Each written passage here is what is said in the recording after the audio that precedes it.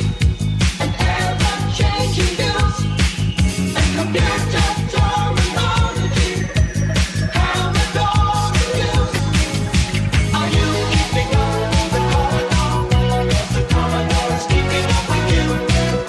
Are you keeping up with the Commodore? 'Cause the Commodore is keeping up with you. Are you keeping up? 'Cause the Commodore is keeping up with you. Are you keeping up? 'Cause the Commodore is keeping up with you.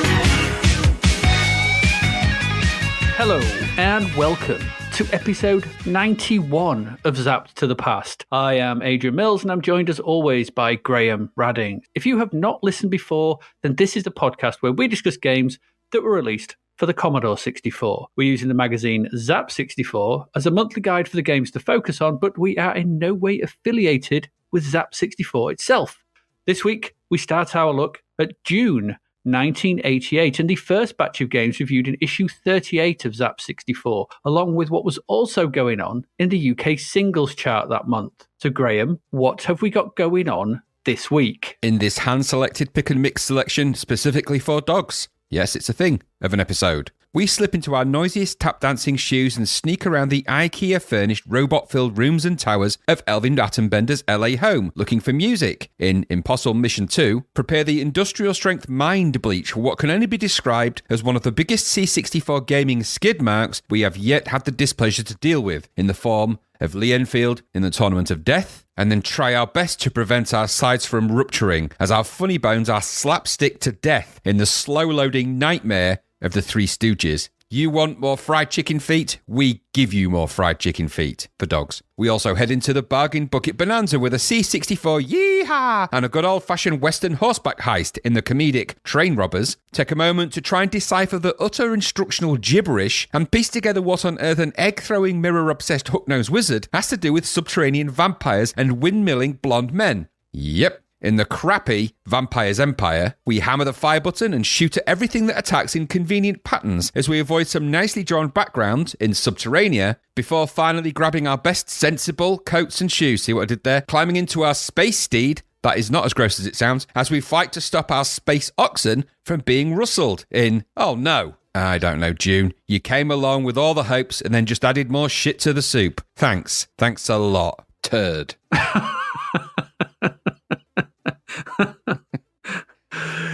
I've been Adrian Mills. Did I say that out loud? I do that sometimes. He's been Graham Radding. You've been listening to Zap to the Past.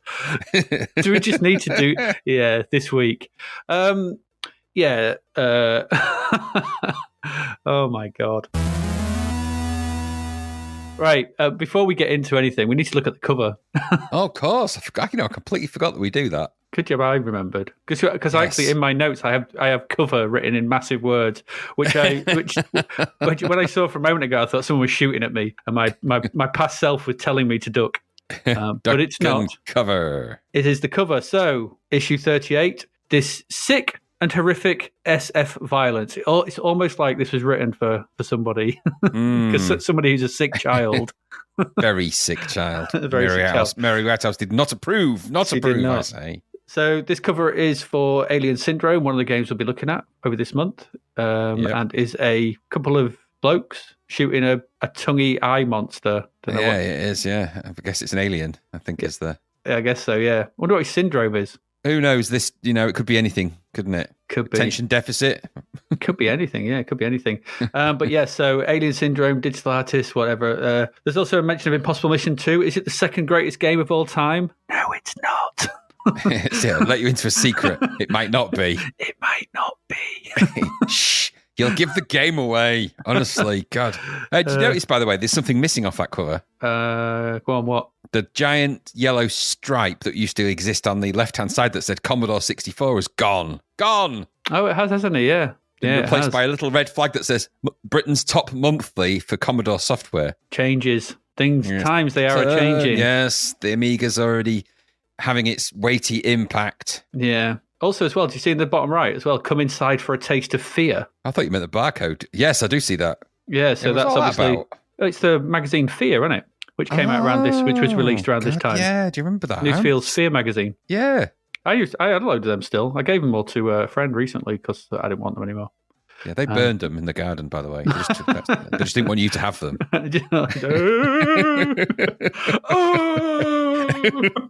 Why did you burn my magazines? So you couldn't ever have them again. Oh, it seems very, very harsh. I gave them to you as a gift. I did give them to you as a gift. Yeah, so this I quite like this cover. Yeah, it's a good. It's back. It's better than that Pac-Man thing, isn't it? It's way better better. Back on form. It's. I'm pretty sure that he lost interest with the background. It's a card. Just make it blurry, yellow, green, and brown. That'll do. That'll do. Yeah, to put all the emphasis on the front cover, and it's it's quite gooey in it, so it's nice. But yeah, it's a better. It's not. It's good. It's all right. It's Alien Syndrome. Well drawn, well realised, well envisaged. Good alien bug things. Yeah, and I do like that barcode as well. It's a nice barcode. Yes, exceptionally good. Absolutely thick black lines. Yes, very alternative. Yeah. There you go. That's the cover. If I sound a little bit echoey, it's because my room is pretty empty because I'm moving house. So Graham will do the magic that he does, but if I don't sound as lovely as I normally do, it's because of that.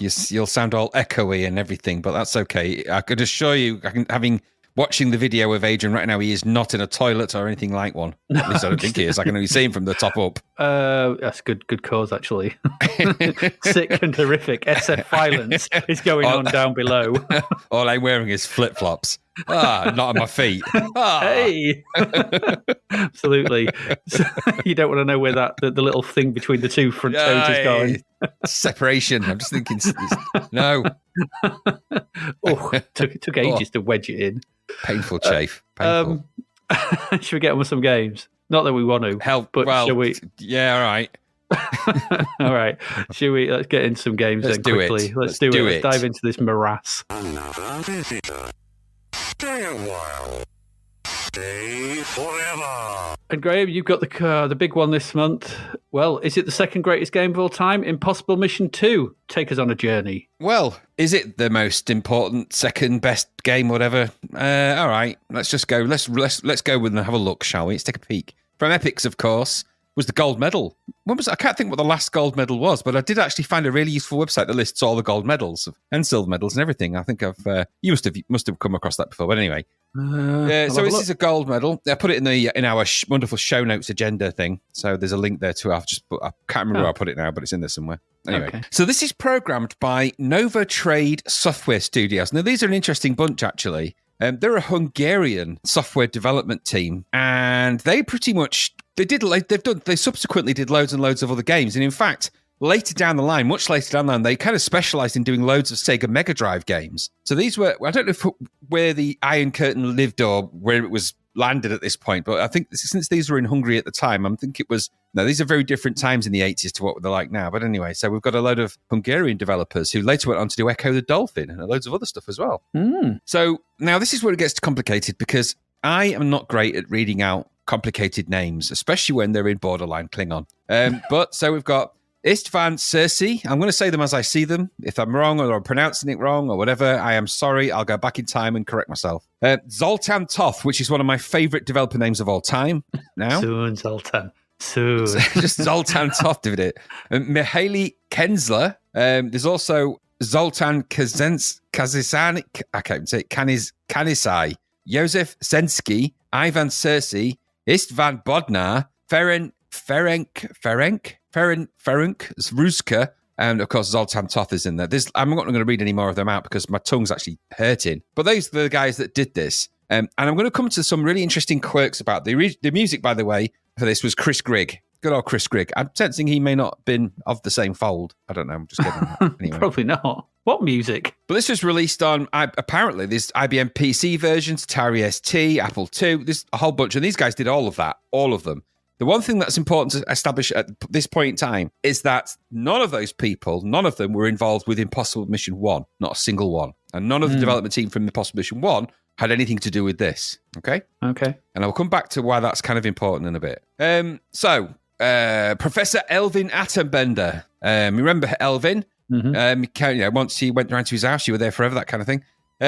he has become a dominant, like he wasn't before, but he's become a dominant threat to world peace and security, I guess again. He lives a secluded life inside a 9-tower complex in Los Angeles, which is a central tower surrounded by 8 further towers. The robots, computers, and codes expert is believed to have infiltrated and raided the world's banks to finance his weird operations and nefarious deeds, and has spent at least the last 4 years in a desperate bid to perform cyber attacks, as we now know them, on military installations around the world. His goal, potentially destroying himself and everything else in the world with missiles. Bad stuff indeed. He intends to blow up more than half the world, at least, and the relevance of that is something that nobody else but Adrian will know.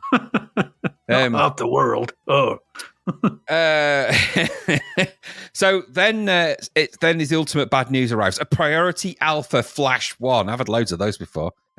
You, Field Agent Bravo 29, as you're labeled in the instructions, or is it Agent 4125, according to Zapped and the rest of the known universe? Let's just assume that it's a Field Agent, whomever. Let's just call him Agent. Let's just call him the Agent. The Agent. You've got 8 towers to enter Ariel. And Elvin Atombender's Tower Fortress, avoid his robots, assemble security combinations for each tower, recover musical sequences and tie them together into a full melody to reach Atombender's central control room and neutralize him, or there will be a scheduled missile launch and doom. It's no small order, that's for sure, but you are part of Cobra Blue, which I thought sounded like a very dubious adult film brand, but there you go. Something you rent from Flicks in about 1988. Yeah, I was going to say, yeah, it is, yeah. At the top shelf. Yeah, that one, it's a Cobra Blue. Now, next time, Cobra Blue. Up close and personal with... Anyway, so she takes the pleasures from the Cobra. That one's corrupted, man. So you're part of Cobra Blue, which is a top-secret surveillance and counter-terrorist operation directed against Professor Elvin Atombender. Indeed, Cobra Blue Phase 1 was to closely monitor the Professor, keep an eye on his hacking and his cyber attacks and such. Let's just keep an eye on him and see what he's doing. We don't mind if he's built a 9-story mega tower in the middle of Los Angeles. Don't worry about that. And filled it full of only robots. Don't you worry about that. Willy Wonka worked out all right. I think that was the... he had a sideways elevator. He did. Well, he had a lot going on there. So when he started to exact any of his wild threats, the priority the Alpha Flash 1 message would happen. And that meant they switched over to Cobra Blue Phase 2, which I'm pretty sure is the name of... It sounds like a name of a dodgy film, but there you go. Field agents assigned to Cobra Blue Phase 2 will immediately penetrate Elvin's complex. Sounds awful. Arrest Elvin, if possible, or kill him if he resists, and neutralize his computer systems. This, again, like I said, this is all going to be done within 8 hours. That's the story where it begins. In the manual, by the way, you get a whole psychological profile of it reads a bit like that moment in the Dr. Evil goes to the therapist in one of the what do you call the movies? Austin Powers movies, yeah, where he had luge lessons and his dad teased him when he said he invented the question mark. Pretty standard, really. Reads a bit like that. And then there's an in-depth description of his house. It's really weird, actually. Does he run around it when he gets a bit wet outside? Well, keep up his exexercise regime. Just like Eric full of Estrada. robots. It's Connell Cochran. I'm telling you. Anyway, wouldn't surprise me. So that's the outlay essentially, and it's not dissimilar to the first game really. But anyway, to succeed at Impossible Mission 2 and to prevent the world from being destroyed, you, as the agency's field agent, that's you, that is, must reach several objectives. They are: first, you must assemble the 3-digit security combination for each tower. At the same time, avoid Elvin's robots using his own security system to help you. One of those security systems, by the way, is a light switch. I don't call that security. I think that's just a light switch, but that's just me. Anyway. Second, you must locate and open Elvin's safes and recover the musical sequences locked inside. There are 6 unique pieces of music and 2 duplicate pieces. All right. Third, you must tie together these musical sequences into a full melody that will open the express elevator doors to Elvin's central tower control room. Finally, you must find the correct computer terminal in Elvin's control room that will disarm the missile launch codes before they destroy you and half the world. You score points by entering towers, exploring rooms, finding passcode numbers, and reaching the central control room. The sooner you reach the control room, the more points you earn. Okay, we all clear on the mission. So that's the mission. That's what you've got to do. They're all your objectives. That's quite a lot of things to think about in this game with a time limit. So you've got various different rooms in this, similar to Impossible Mission. So in the elevator sections, which is principally the same as they are in the first game, you push joystick forward or back to go up or down, push the joystick left to right to enter the corridors. Same stuff as the first game. In the corridors, again, like I said, you can just run off the edge of the screen. That will enter the different rooms. The rooms are all interconnected, as they were in the first game. In fact, the principal control of getting between the rooms and navigating the elevators is the same. The only real difference, of course, is now you've got 8 towers to unlock. There's certain towers you can't get into until you've unlocked them with the key code thing. When you get into the rooms, obviously, the control systems differ slightly. You push the joystick left to right to jump, to move. You've got that epic forward flip again. You've also got a crouch, which I don't think you had in the first game. No. So you can jump up to high levels, somersault over gaps and all that kind of thing. Pulling the joystick back, say, puts him into a crouching position. It says in the instructions, he needs to be in this position to lay a time bomb or a mine. I have to be in that position to lay a time bomb or a mine of my own, I tell you. Was he the guy out of a nightmare? Who's trapped in a cell? I can only lay bombs if I crouch. I need to crouch, okay? All right. That's not a bomb. You dirty, dirty man. Oh, it stinks. That robot stinks. The robot's like, why? Why was I programmed to smell? It just goes off the edge. It goes off the edge. Just see them all just drop off the edge. Why did you make the robots scream? Anyway. On lifting and sliding platforms, which you are, you have lifts and slides, and the level's not the slides that you might think of in the traditional, go to the park and go on the slide that we talked about before. These ones just go, instead of going up or down, there's things that go left and right. So there's that. And again, you control all these with the joystick and you get on them and you push up and down. It's all pretty explanatory and it's not dissimilar to the first game. As you explore Elvin's Tower Complex, you can check your location in the rooms you've explored with your pocket computer. Pocket computer, very popular in these games, these pocket computers. They were. The pocket computer's display appears at the bottom of your screen anytime your agent is in a corridor or elevator. A map of the current tower and connections to the 2 neighboring towers show in the center. A dot of light, as it's described, shows your location in the tower. Any room you have entered appears in black. An overhead view of the tower complex appears to the left of the map display in the pocket computer. It, too, has a light showing your location, as well as a lighted display of your current tower number. All handy stuff to know, so you know where you're at. Your pocket computer not only locates you in Elvin's complex, it also helps you assemble the passcode that lets you move from tower to tower. Also, with its built-in tape recorder, now I'm sensing this device is possibly made by Amstrad, the way it's combining all of these handy features. So with your Amstrad tape recorder. Alan Michael Sugar, here, you're fired. Why would he? Another visitor? That's the worst Alan Sugar impression I've ever done, and it will never happen again. Actually, maybe jump a little. It's like that. So it's got a built-in tape recorder, which is what you use to put the musical sequence together to get into Elvin's control tower, central tower. It also shows you how much time you have left before Elvin destroys half the world. So you know. So the principal motion of the game is the same. You enter rooms, and there's a whole bunch of stuff in the rooms which you have to search for to find all the various bits, and then you kind of put these pieces together. There's a variation of a theme here. The rooms themselves contain different combinations of up to 6 different kinds of robots. 6 different kinds. Now, I don't think there was that many. I remember there being 2 kinds in the first game. The Zizzy left and right ones. They had different characteristics, but it was the same robot design. And then there was the ball, wasn't there? I think there was this ball that floated about. Possibly. I can't remember. Possibly a giant squid. Maybe. In this one, you've got a basic security sentry bot, which is the standard one that you see in all the rooms. The mine bots, they crawl around rooms and lay mines, obviously. He's not named these very excitedly, has he?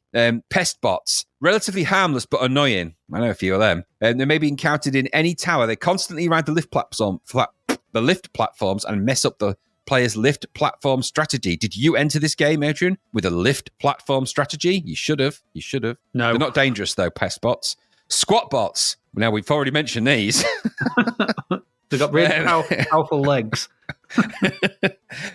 They are small robots that squat on the floor like a turtle. Turtles don't squat. Anyway, let's not even go into the logistics of why they've described these. With good timing, an agent can step on a squat bot and use it as a stepping stone to leap higher in the air, or as I repeatedly did, kill myself with them. But there you go. It's just me. There's bash bots. These are kind of a bulldozer one that just kind of push you around. They're quite annoying, actually, because normally they just push you off the level you just came into, which is really stupid and annoying. I want to be in there. Let me in.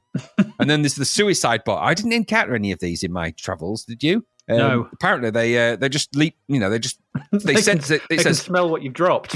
exactly. Well, it says a suicide bot senses when a man is near and leaps to its death, trying to take the man with him. It's just that seems to me, if you're going to build all of these robots, that's the one that's a bit of a waste of resources. Like we're spending £7 million a month on these bloody suicide bots. They just keep jumping off the side of the lifts, killing themselves. They don't have so much wastage. They don't have a long. Every time we go to try and fix them, they just grab the engineer and throw themselves off the building. We're losing engineers and robots at a rate of knots. Look, I never agreed to them being powered by gravy. Can we change the power supply? Because there's something wrong with them. Impossible. They also Bisto. sneeze. There'll also, of each of the rooms, obviously, aside from the robots that thwart your path, there's also lifts, as I've said, and platforms, and of course there's objects you've got to search in all sorts of different ways. Apparently each tower is kind of themed to Mr. Attenbender's kind of needs in certain ways. One of them, for example, is a gymnasium, and it's just, if you read the description of the tower, it's really stupid. It's just a justification for some of the random crap that you're going to come across in the rooms. It's needless. It doesn't need it anyway. Each of the objects searching can yield one of four things: nothing, a passcode number, a security terminal command icon, or an extension of time. So the rooms also contain handy security terminals which allow you to use the command icons if you've collected them. And they can operate different functions in the room with the symbols. So this nest of symbols appears when you connect to these computer things. One of them is obviously a lift platform reset. Platform resets the ones that go left and right, the up and down. There's an electric plug, which temporarily deactivates robots. The light bulb, which turns on the lights. There's a time bomb, which you can pick up, obviously, in a mine where you can squat and lay mines if you want to do that. So that's how you kind of utilize your pickups that you might have. And once you can navigate the rooms and collect passcode numbers, you can assemble them in your pocket computer, as I've said. When you select the number button icon, the tower complex map disappears and you get this kind of three windows. It's a very simple computer, this. Consider it's called a computer. It's just got three buttons on it, hasn't it? But anyway, the idea is that you kind of assemble the 3-digit passcode using the numbers that you've previously gathered from all the various things you've searched. And I found it quite a faffy process. I don't know if you did. I even got to the next tower, but I found it quite a faffy process to do.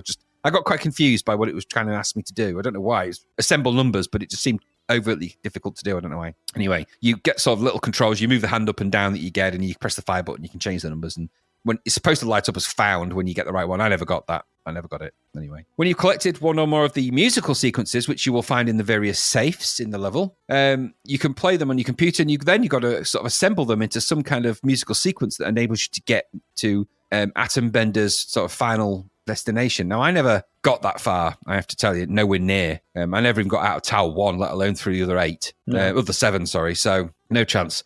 So, but from what I could gather, you have to you can play these little sequences of music back, and you have to assemble them into a sort of more melodic sequence. When you do that, it opens up the secret elevator or the express elevator to the control room.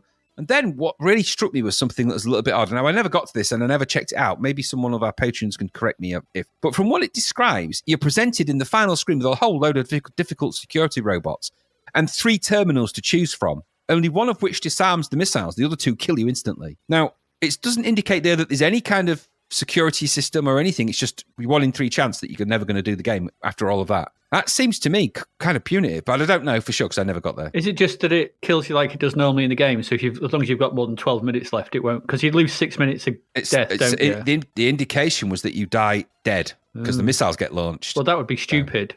That's what, but I never got to the end to find out, and I couldn't be bothered after running and the screaming and the zzz. I couldn't be bothered to do it. So,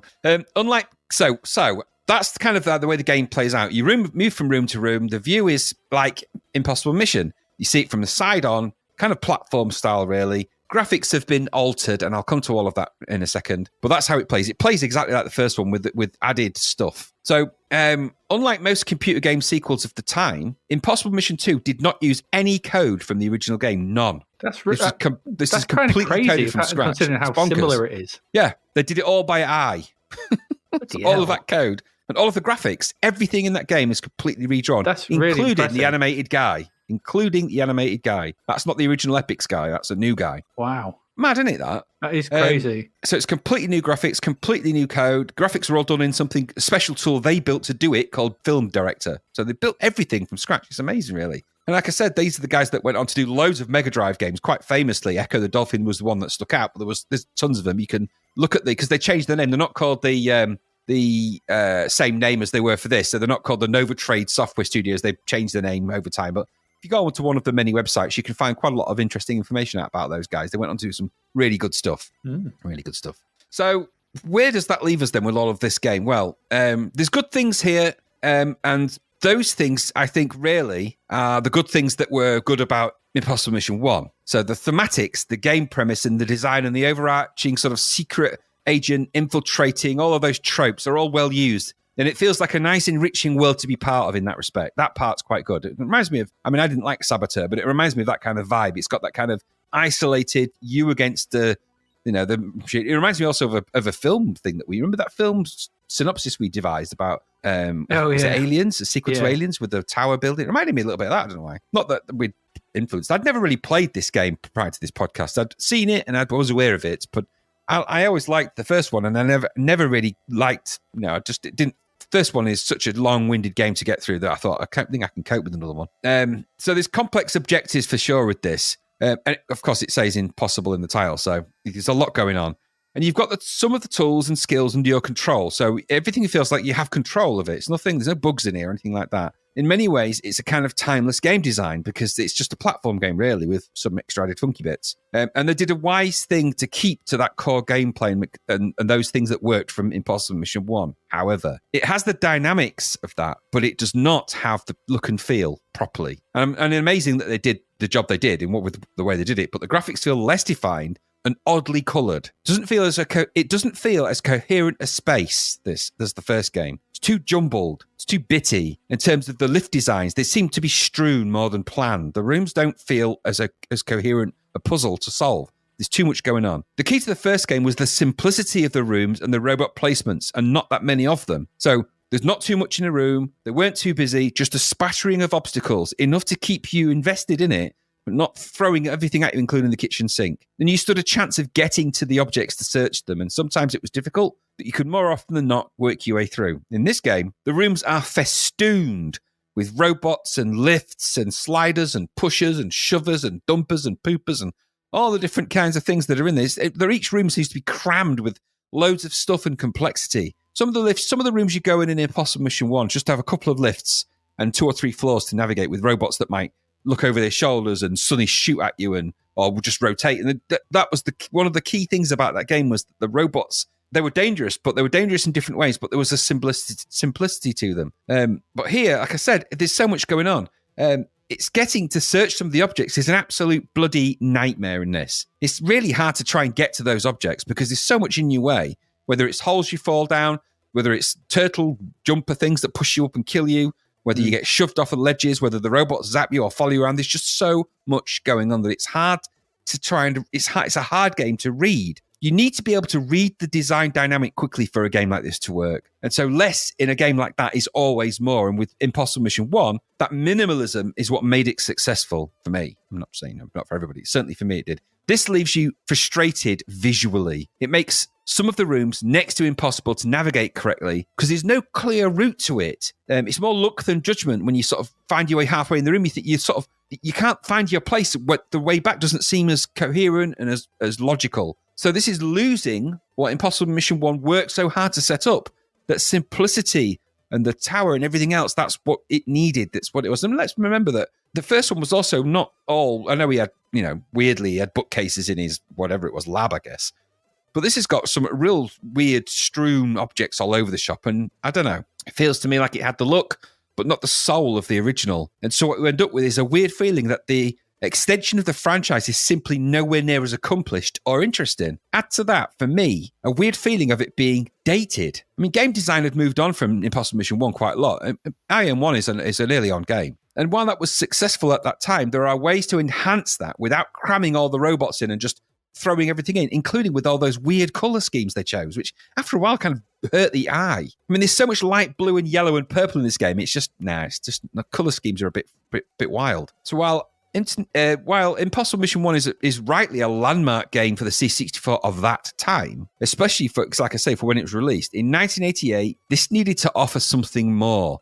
Not just a bad facsimile of the stuff from the first game crammed into more of the closer space with a lot more complicated logic across multiple towers. In the end, what we have here is a garish, overbusy, underwhelming game that leans on the tropes from a better game in a hope that it can carry that off. Unfortunately for me, it did not. And I have to say, second best game on the C64, not on your Nelly, mate. Nowhere near. But what about you? Wow. Yeah, I don't know. It's a hard one. There's loads. I think they're not for me. I think I said this back in the episode 0 stuff, and we actually looked at this, and I said at the time I never got on with the original. I found them hard to control and just hard to navigate. That's right. I've always done it. You hated the way he somersaulted. I did. It's too big. It's too much. There is loads to like here. I thought, I actually thought the design was okay. I thought the touches that made the first game, they're here and they look good. And the Running Man and the colours, whatever. I don't know. It's bigger. It adds loads of new things to the mix. I think you're probably right in that maybe it's one too many things. It does still have that core loop of running, jumping, searching, figuring out puzzles and avoiding the pesky robots. That's still there. But it's still not for me. I can kind of admire these games from afar. I get what they're doing. I think they're very slick. They're well crafted, well designed to mostly. It's just something that doesn't click with me. And I don't know. I find them, I've put here aimless, but I'm not sure aimless is the right word. They're too devoid of help. I just become lost in a sea of rooms and objects. And I found this in the first one and stuff. I just don't really know where to start from in order to get a handle on it. So for me, both of these games, if ever there was an argument for a game needing a tutorial, these games are it. Because they're esoteric, and they're weird, and they're odd. The puzzles in them are bizarre and strange. And two go, no, they're not. They're dead obvious. They're not. They're not obvious. No, and the level design changes each time as well, remember? Each time you start it. And these have rooms. This one as well didn't have entrances from the main lift corridor. This has rooms that are linked by lifts within them, doesn't it? So you can go up. So, that's right. So the first one, I don't think had that. The rooms were all self-contained. No, they're all independent. Yeah, that's right. Whereas in this one, rooms link from one up to the next, and so your entrances and exits are all over the place. In this one, there can be. So that adds further dynamic and further, trial and error of trying to navigate these spaces, which are hard in of themselves. And it's just tricky. It's just hard. And I don't know. I think if this had just come with a simple opening area with a basic puzzle explaining what you need to do, rather than find all these music cues, find all these numbers, find all this, rotate all these, do all these things, split all. There's 6 of these. That's too much. I can't cope with all these different things in a time scale that feels punitive every time you die. So you've got less and less time. So it's that thing in it. You're going to need a perfect run, because if you die a few times, you start panicking, and panicking leads to more deaths, and you might as well just quit because you're not going to finish it. And really, I'd never finish anyway because I had no idea I've never had any idea in the impossible missions what exactly I wanted to do. I said before that in the first one, the puzzle pieces are like those jigsaws of beans, where they've got beans on both sides rotated 90 degrees. And you're like, they're just the hardest jigsaw puzzles in the world. And I always felt like that with these games. I find them impenetrable. I just end up wandering around, jumping and searching, but I never really know what for. It just becomes empty meandering, and I soon get very bored. I appreciate the fact they're very clever. I get it. There's a lot of design here, and if you get it, okay, they're just not samples again, isn't there? There's the same samples from the first game, audio samples. So he's still in there. Another visitor and all that lot. So that's got that's what I mean. It's haunted by the tropes of the first game, I feel, rather than embracing them. And of course, I forgot to mention that when you die, you actually lose time, don't you? In this, you don't lose lives, you lose time. Yeah, you lose 6 minutes, and you've got an 8-hour timer, I think, haven't you? So that's correct. That's the thing. I think we've seen that in other games as well, where you lose time for dying, and it's fair enough if that's the case. So you can keep going, and you have, but you could work out how many lives you have. If you lose 6 minutes, then you've got 10 an hour, so you've got 80 lives. So, but I don't know. It just feels, I don't know. I just don't get them. I never have. Even back then, I never got the Impossible Mission games, and I never will. They're just not for me, which is fair enough. Can't be for everyone. That's fair. But yeah, I don't know. I know that they're loved, and I know that they're well regarded. I get it. Gold medal. Yeah, I'm not saying that they shouldn't be well regarded for the construction of them. I'm just saying that this is a version of the first game that lacks some of the things that made the first game so special. I think just because the first game exists. Or maybe it just, maybe that's maybe it. Maybe it includes too much of the first game. Maybe they emulated it too closely. Actually, so it's like you wanted something a little bit more. I mean, like you said, we've seen better sprites now. So, okay, the Running Man is still well animated, but we could have done a bit more. Could have been a bit more colour on him. And he's still got really loud shoes on in that corridor. I mean, come on, you meant to be infiltrating the building. You could hear you a mile off going, you run around now. Yeah. Take the tappets off your shoes. Bloody hell. Brothel creepers needed. They are. They really are. Oh, there we go. And it's multi-load, isn't it, as well, this? Yes, it is, yeah. Whereas the first one was all singular load. So there you go. Much bigger game, though, this one. Much bigger. It is, but bigger is not always better. And also, by the way, as a final hurrah, just when you get a moment, check out the different variations of the cover and the advert, because the US cover for it is crap. Oh, that's the picture. Is that the picture the UK one is good. I've used for our image for the actual this episode? Yeah. It's that bloke and that woman in it. Is that the one? Yeah, that's the one. I laughed my head off when I found that. I went, that's the pic. Yeah, for this that's one. the US cover. It's naff compared to the UK one, which has got the kind of the guy pointing his gun at the. Yeah, US covers are historically terrible. If you ever want to see the worst one, and I know it's not the C64, but it's just an aside, the game ICO on the PlayStation 2, the UK version has a really nice sort of Salvador Dali-esque, it's like a sort of Spanish, if you look at it, it's like Spanish sort of old style Dali, thing. Yeah, it's not, Dali-like, but it's not quite Dali. More like it's not Salvador surreal. Dalek. I can't remember the artist's name, but if you saw it, you go, oh yeah, I recognize that. It's like big sort of structures and really flat colors and really nice. And it's like two little figures in the corner sort of thing with the characters in the game because you're exploring this castle. The American version has a kid with a bat. It's terrible. It looks like some shitty action game. Doesn't sound like it. That sounds like it shouldn't be. It shouldn't be. It shouldn't be. Anyway, there we go. That's Impossible Mission 2 is what it is. There we go. Not gold medal in our eyes, but there you go. Let's move on. I'm sure the next one will be awesome. Oh, dear. I feel sorry for you. I don't. I prefer the fun ones. We saw the crap bit of this the other week. Lee Enfield in the Tournament of Death, where a sad-faced knight looked forlorn at a castle behind him. We didn't know why, and we didn't know why. He'd probably played this game. Yep. That's probably what happened. So Lee Enfield is not Lee Enfield. Lee Enfield is Bob Moraine, or at least he seems to be everywhere else in the world. France, Germany, Spain, everywhere like that. We just get him as Lee Enfield somewhere. I don't know what it is. It's like maybe what we saw with Flash Gordon, because he was Captain Zapp in America. But yeah, maybe. Bob Moraine has had a name change, and for some reason, he's now named after an early 20th century rifle for reasons that I don't know, because that's what a Lee Enfield is. It's an old rifle. Why would you name him? They were looking at what have we got. Oh, Lee Enfield. They don't know what they're doing. Anyway, whoever is involved in the Tournament of Death has been back in time to the 13th century castle of the Count Savoy.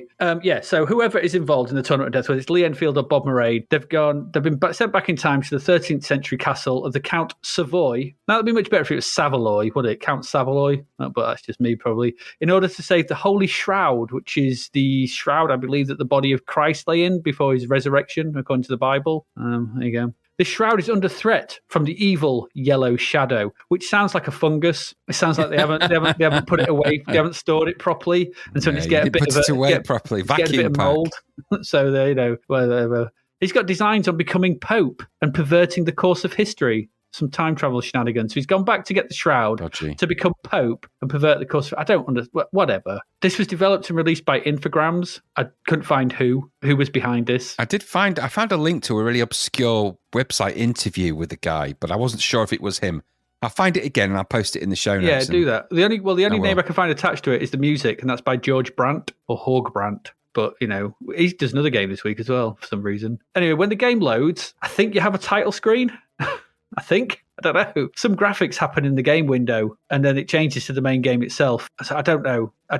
There's a lot about this game that makes no sense. The game itself is played out in the bottom left of the screen, so maybe just over a quarter of the screen. The rest of it is taken up with a picture of what I presume is Lee Enfield in some armour, looking sad and forlorn again. The evil yellow shadow, I believe, is at the top, but he's blue. So I don't know. I don't understand. Then there's Lee's name in massive letters, just in case we forget. And in between his name, he's split up. He's got a yellow silhouette of a running man for some reason. I don't understand. There's also a castle, which I presume is the castle we're supposed to be in. None of this means anything. It's all static. It never changes. It's just there. It's just filling up screen space because the playing area is so small in the bottom left-hand corner. The playing area itself has 2 bars on either side. I think the one on your right is your health, and the other is a complete and utter mystery. There's no indication to what any of these bars are. I think it's health because you kind of lose it at some point. At this point, you're going to be hearing the awful music that winds along constantly and does not fit the game in any way, shape, or form. I'm not sure what game it would suit, but it's not this. It's not this. Not like this. You find yourself in a yellow room. It's like, and you're a big blobby blue sprite. I don't know how else to describe it. A big blobby There's no blue easy way of sprite. describing that thing. There's a big blobby blue sprite that it can walk around. I think the rooms are supposed to be a bit pseudo 3D, kind of like what we saw in Nightmare, but it's worse. It's a lot worse. It's even worse. The background's a single color high res. The sprite is a blocky nightmare. It's just awful. So none of these fit together. You can move left, right, up or down, but this sends you scurrying across the screen for a fixed amount of space.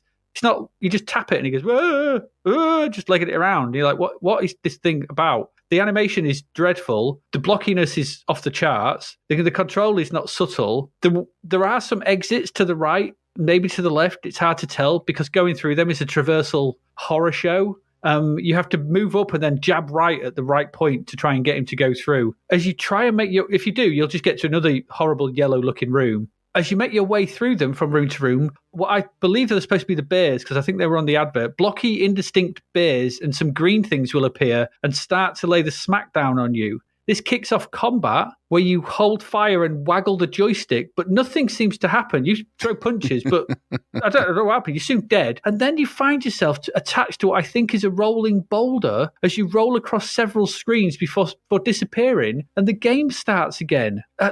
This is not so much a game as something that would be used for psychological warfare. I felt like I was a patient in those scenes in Clockwork Orange who had his eyes peeled back and is forced to look at things. There's not a single saving grace in this game. The characters on the side look bored or pointless. The castle is crap. The graphics are a mash of styles, none of which fit together. The controls are a horror, and the enemy sprites are pretty terrible. The combat's stupid, and the whole thing costs $9.99. This is £10. This is full price. It's just beyond a joke. This is one of the jankiest broken pieces of crap. It's been my misfortune to play for this podcast. I'd never heard of it before. I was laughing at the podcast and crying at the game. At what point did anyone consider this release worthy and release and for £10? There's a comment on Lemon64 from someone called Plume that says it's so bad it smells of shame, which made me laugh loads. And I echo that and then some.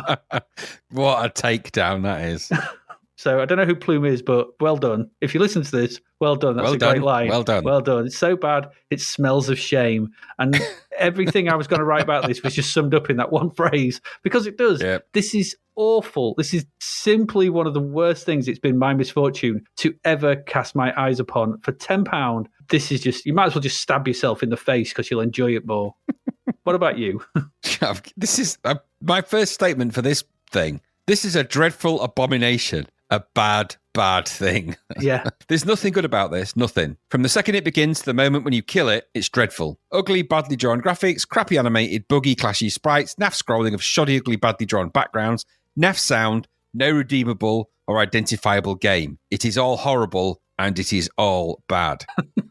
This is out and out a rip-off and easily one-off, if not the worst games of all time on the Commodore 64. It takes a special kind of terrible to enter the uber shit gang of less than 10%. You're in the same company as Jet Strike Mission, Further Adventures of Alice in Videoland, and Robobolt. Yeah. You're in camp with them. But here we are with another piece of shit demonstrating utter contempt for C64 owners and their money. It defies belief that this even got released, especially by Infogrames, who a pretty well-established French publisher.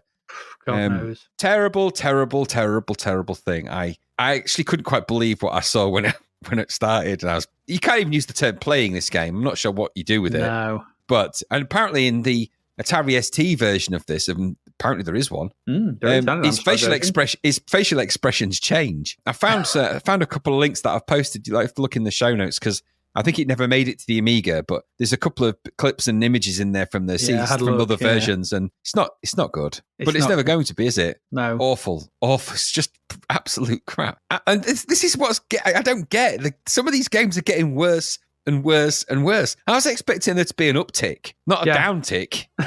No, this is getting. I mean, it's getting bad. Yeah. Now, I mean, I thought we've had crappy games have been regularly showing up now, but the frequency is becoming quite alarming, and this is just wow. The bottom of the barrel has been scraped so hard that we're through it and we're out the other side, and this is the barnacles clinging underneath. It smells of shame. It smells of shit and shame. Yeah. So no, I absolutely agree. No. Thank God we play these games so you don't have to. You'd never ever want to experience the horror of that thing. It's crap. Yeah, this is one of the few games as well where I was compelled to message you. Yes. Just to give you a warning. It was be prepared. Be prepared. I couldn't quite believe it. I couldn't quite believe what I was seeing when it arrived. I was like, and some poor suckers pay £10 for this. Oh no, awful. Oh, oof. That's that class. I'm glad that's out of my system. Shiver down your spine. It really is. Tournament of Death. Crap. Let's move on. We've got one more game this part, and we'll get into that.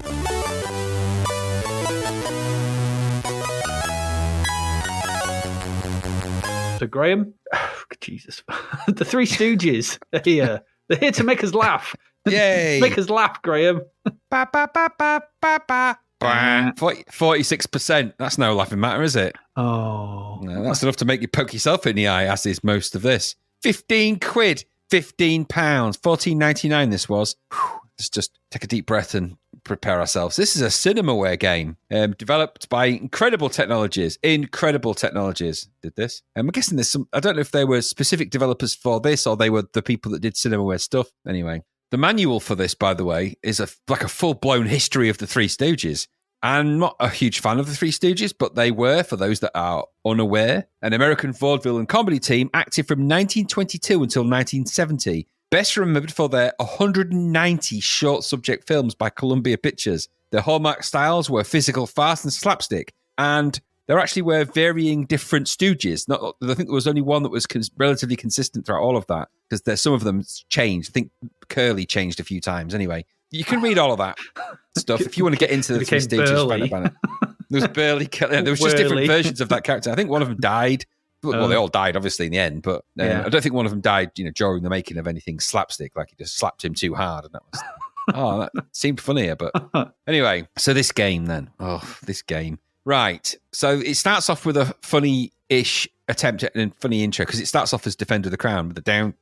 It does. And then then, really, the horror begins. That's actually the best bit of the game, where it pretended to be another game, for me. Then you get these... Periodically, you'll get this in this game. Just samples from the Three Stooges. Now, without any context to what these really are, and audio bites from the Three Stooges, because their style of comedy is a more visual than audio. So if you were to listen to, you could listen to the Three Stooges, I suppose, and you'd probably get the idea of what they were doing. It's just a load of sound effects, and it's like... Yes. It's just out of context. It doesn't mean anything. So you just end up with this Defender of the Crown image, then just weird sounds go off, and then there's a countdown, there's loading, and then there's a countdown, cinema style, and then there's more loading. And then the game begins with this sort of a digitized image from some music from the films, I guess. And then there's more loading. Then there's the three little sprites sort of in the intro sequence. And then there's more loading. And then some development credits and some music image. You can't skip this, or you couldn't skip this bit. I think you can later, or at least I think you can press 5 buttons to skip the whole thing. But anyway, there's more loading. And the loading is a big thing for this, because the loading will drive you absolutely insane. It will. Yes, it will. So this, you'll get the idea that there's loads of loading. So the game itself, Mars Orphanage, is in need of repair and needs to raise $5,000 to pay the mortgage, or it will be closed for good. Mr. Fleeson of the Skinflint Finance Corporation has made this very clear. He wants his money in 30 days, or he will tear the place down. So our three heroes, Larry, Curly, and Mo, said they will raise the money, and if they do so, they will not only save the orphanage, but win the hand-in marriage of Mars' daughters. That's Miriam, Leona, and Cynthia. And so there are the tasks. Raise the money for the mortgage, repair the orphanage, and keep enough money out of all of that to marry the daughters. That's a successfully play the game. The game plays out like a weird board game. A weird, annoying board game.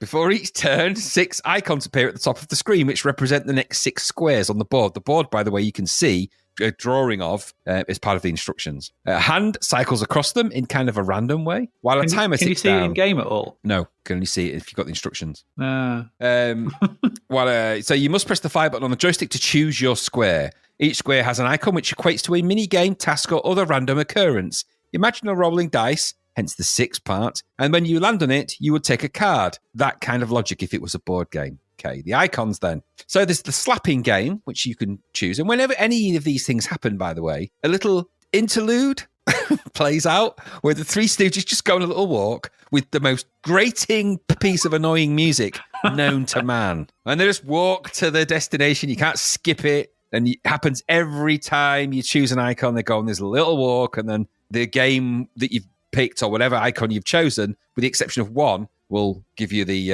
take you to the event that you've chosen. So there's all these different things can play out. So what are they? Well, so it's the slapping game. In the slapping game, you have to slap Larry and Curly while avoiding them hitting you for 30 seconds. If you hit them and don't avoid it, if you hit them and they don't avoid it, it moves your hand speed selector towards the slow end of the spectrum. If you aim at them and they duck or they hit you, then it heads towards the speedy end. Once your 30 seconds is up, you go back to the board game screen, if you like, and the selector at the top where you choose your squares will either be slower if you've won the thing or faster. That's how that one plays out. That's the slapping game. Mm-hmm. Okay, you'll probably see quite a lot of that, and you will be bored of it after maybe the first 57 attempts. So I'm just warning now. Then after that, one of the other icons is a mousetrap. If you get the mousetrap, it snaps one of your fingers off and you lose a turn. If you lose all of your fingers, it's game over. Believe you, by the time that comes, you want your fingers to be chopped off for real. That's a bit harsh. Not really in the spirit of Three Stooges, is it? No, none of this fingers being is. chopped off. It sounds like Sharky's machine. Honestly, it's a bit. The whole thing's a bit weird. Anyway, you could choose a pie fight. You control all Three Stooges with the aim to earn money by hitting some people in the face with pies. You could. You control the three on the right of the screen. I say control. I say no control. You use the joystick directions to make the Stooges duck the pies thrown by the opposition, and the fire button to hurl a pie, which you can only do if you're ducked, I think. If you land a pie on them, you get some money, and if they land a pie on you 5 times, you lose your job, and it's back to the board game you go. So the idea is that because you press up to make the top person duck, if you let go of the joystick and it goes back to the middle person ducks, which is strange. And if you press down, the bottom person ducks. But it's all arbitrary because at a certain point you can't figure out because it doesn't make any sense to do it that way. No. So when you do it, people just start bobbing up and down randomly and pies get thrown and eventually you'll either be out or you'll run out of time. If you use all your pies up, you get a bonus of extra money. But at the end, I never actually managed it. I got a few pies in people's faces. I think the maximum I earned was about $100 or something. That was that. Back to the board game. There's a cracker eating competition. I never actually got that ever in any of the games I played. Good. Ever.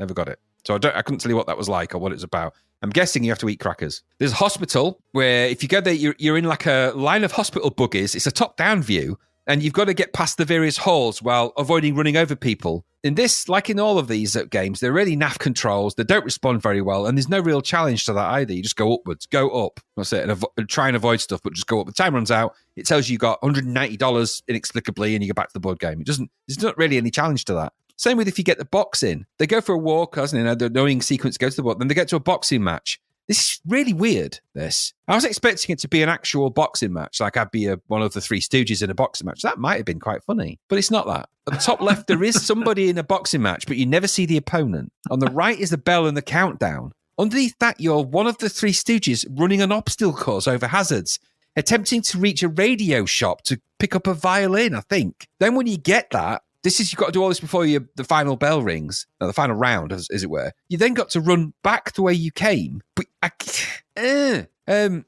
don't get it.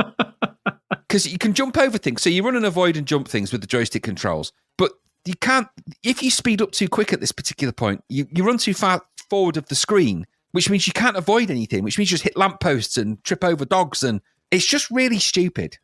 So you even then, if you don't make it back, I didn't make it back before the bell rang. I still got like $200. I was like, well, you've got $200. I'm like, for what? What did I do? What was this for? Anyway, so it's just not a fun game, that. And then there's a trivia tab where you can get these trivia questions where you get 3 multi-choice trivia questions based on your knowledge of the Three Stooges. That's bloody niche at best. I mean, mine was what was Mo so-and-so's real name in the film so-and-so. I'm like, how the hell am I going to know that? I wouldn't have known that even if I was into it. Maybe the answers are in the instructions and the endless documentation about the Three Stooges. I don't know, maybe. But I just never got them. Then there's a random chance, which is you just get random chances and it can land on anything, a bit of like a chance square. Sometimes you get good things, bad things, mixture. You can get land on money, which, by the way, I would advise you don't land on because you just get them going on for a walk. They all stand in a circle over whatever they've got. They all bang their heads. And then one of them bends down and goes, oh, look, we've got $200. And then if you got that again, they'll go on a long walk, bend over, bang their heads. Oh, look, we've got $100. It will drive you actually mad to do that. Continually doing that will send you over the edge. I'm telling you.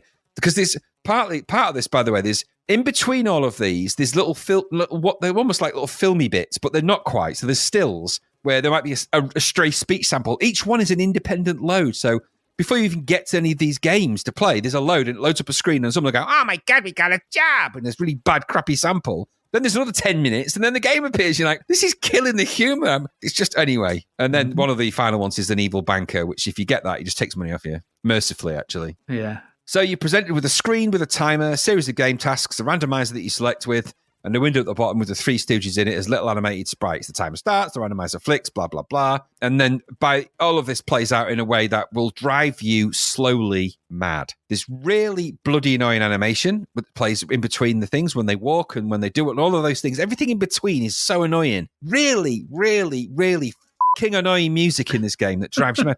It's one point it's so loud it almost blows your headphones out your ears. Just when you don't get something. So if you lose, it goes wah wah, but the equivalent of a wah wah wah. It's like it's shrill. It's like essentially it makes your teeth go. Oh, don't like it. And when the items, it's just when the items you've selected to play out on you load or don't load and loading all the mini games with all of that. Remember this is over such a protracted period. I actually downloaded the flashcart version of this, thinking that might make it better. And even that was slow. And that's on a bleeding cartridge. Anyway, so this is meant to be a slapstick love letter to the Three Stooges and their kind of comedy. Only the format for the mini games and everything about it is completely off the mark. The world of the game, even though each of the mini games is linked in some way, ironically, to film sketches, so each one of these is tied in loosely to an actual sketch from one of their films. Not that you'll care or know that. It doesn't entertain or feel funny or even, just doesn't work. At no point will you get the humor in this. It will just drive you mad with loading and endless drilling music and more loading. And even that crappy speech and the digitized images add no value. It is a frustrating episode of pain. The graphics are all oddly over brown with some reasonable attempts at characters, but they don't feel very interesting and you don't really control them. And even when you do, it's sluggish and slow and meaningless. The minigame graphics are bitty and everything just feels like a massive effort. Everything. The killer blow is the variety of squares because it's hampered. So you'll end up doing the same thing over and over again, purely by chance. That is just so fucking dull and annoying. It drove me mad. I must have got the dollar sign 4 or 5 times in a row. There is nothing more annoying than those Three Stooges going off for a ploddy walk to that bloody awful music. You can't skip it. They all bend over, pick up the money. Oh, look, we got the money. Wow, we got $100. Then you go, click the button, dollars. And I was like, no, not again. I can't take again. I was even using the warp command on the emulator. I'm like, I'm warping you guys. That's it. I'm warping. Because I couldn't handle it in the end. I mean, all right, I get it. You went full on Picard on it. I did. Engage.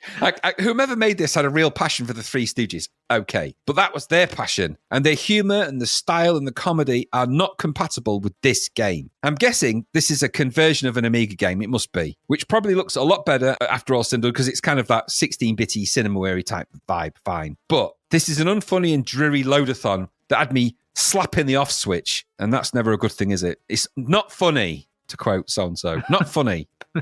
Did you like the Three Stooges? No, this opens with a joke so slow. Only sloths could find it funny.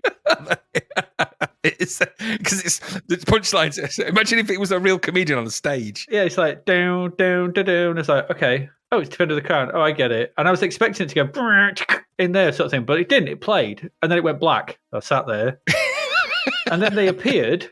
And then it went black again. I sat there for another minute or two. What is this? And then it came back and went, hey, it's the Three Stooges, not the different. I was like, what? You've lost. Comedy's in the timing. Your timing is dreadful. So essentially, this is a watch the loading screen of Black Simulator interspersed with some crap minigames and digitized pictures. Because I spent more time watching a loading screen of Black than I did playing any games or doing anything else. This is a real mismatch for the C64. It's just all over the place and so slow to do anything. The Three Stooges are all about fast-paced gags. Whilst this is slow, bled, and boring and not funny at all. I'm not the biggest Three Stooges fan. This is a game that has no place on the C64 in this manner. The loading, it just kills it. It kills it. It takes anything to do anything and get anywhere. And when you do, it's rubbish. So all that loading it's really rubbish. Worthless because it's all rubbish. Every minigame is crap. It is really crap. So, it'd be like, If every minigame was like a really good, enjoyable 5 minutes of play, then we'd be going, oh, you know what? All right, fair enough. Put it on warp during the thingies. I can get around this. Yeah. But it wasn't. It was just more pain. I wished I was waiting for the black screen to come back. It's hilarious, that black screen. It's better than this game. Yes. Huge misfire, as Sean Connery would say, after the excellent Defender of the Crown. What a joke. What a horror show this was. But I would say, though, however, I will say that when we look at these early examples of stuff, if you roll forward a little bit in time, you've got Mario Party. Yeah, I suppose. Because Mario Party is board games, moving around, playing mini games. Yeah. Doing all that stuff. Done right, yeah. Done right. You know, if this would have been multiplayer, where three players, you can play 3 players, Larry, Curly, or Mo, whatever, and you're going around the board playing against each other in some 2-player little games, this would have been way better. It didn't need. It's over egged. It's over stooged. It's over puddinged. It's over everything. It could have been a really sort of fun little mini game thing with, one of you is Larry, one of you is Curly, one of you is Mo, playing against a computer, playing against your mates. So at least 2-on-2 little sort of slap fights, pie fights.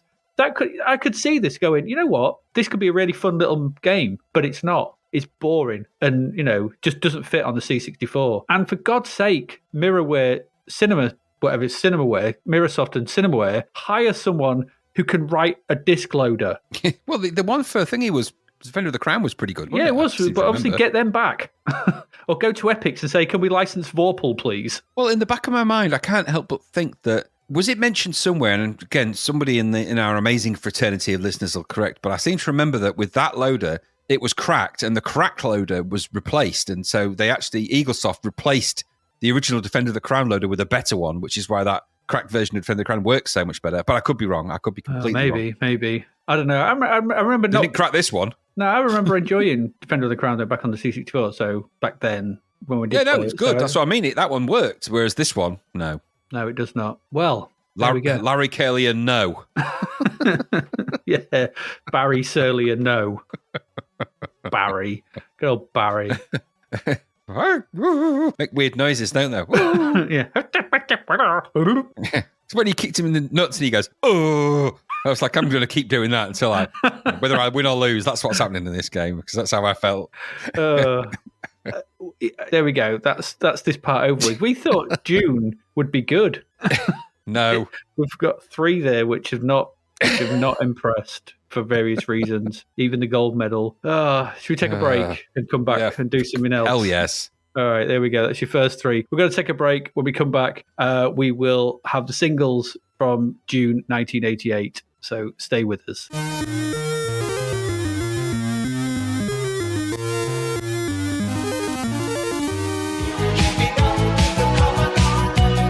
Fresh hummus and delicious dips for our show sponsor, DavidHearnWriter.com, where you will find a gargantuan collection of brilliant audiobooks, bargain books, ebooks, and more. David once threw a dinner fork through a wall because his jacket potato was too hot. He doesn't mess around. He's also a brilliant writer. Check out this sound snip from his fantastic audiobook, Escape from the Commodore 64, which is available now.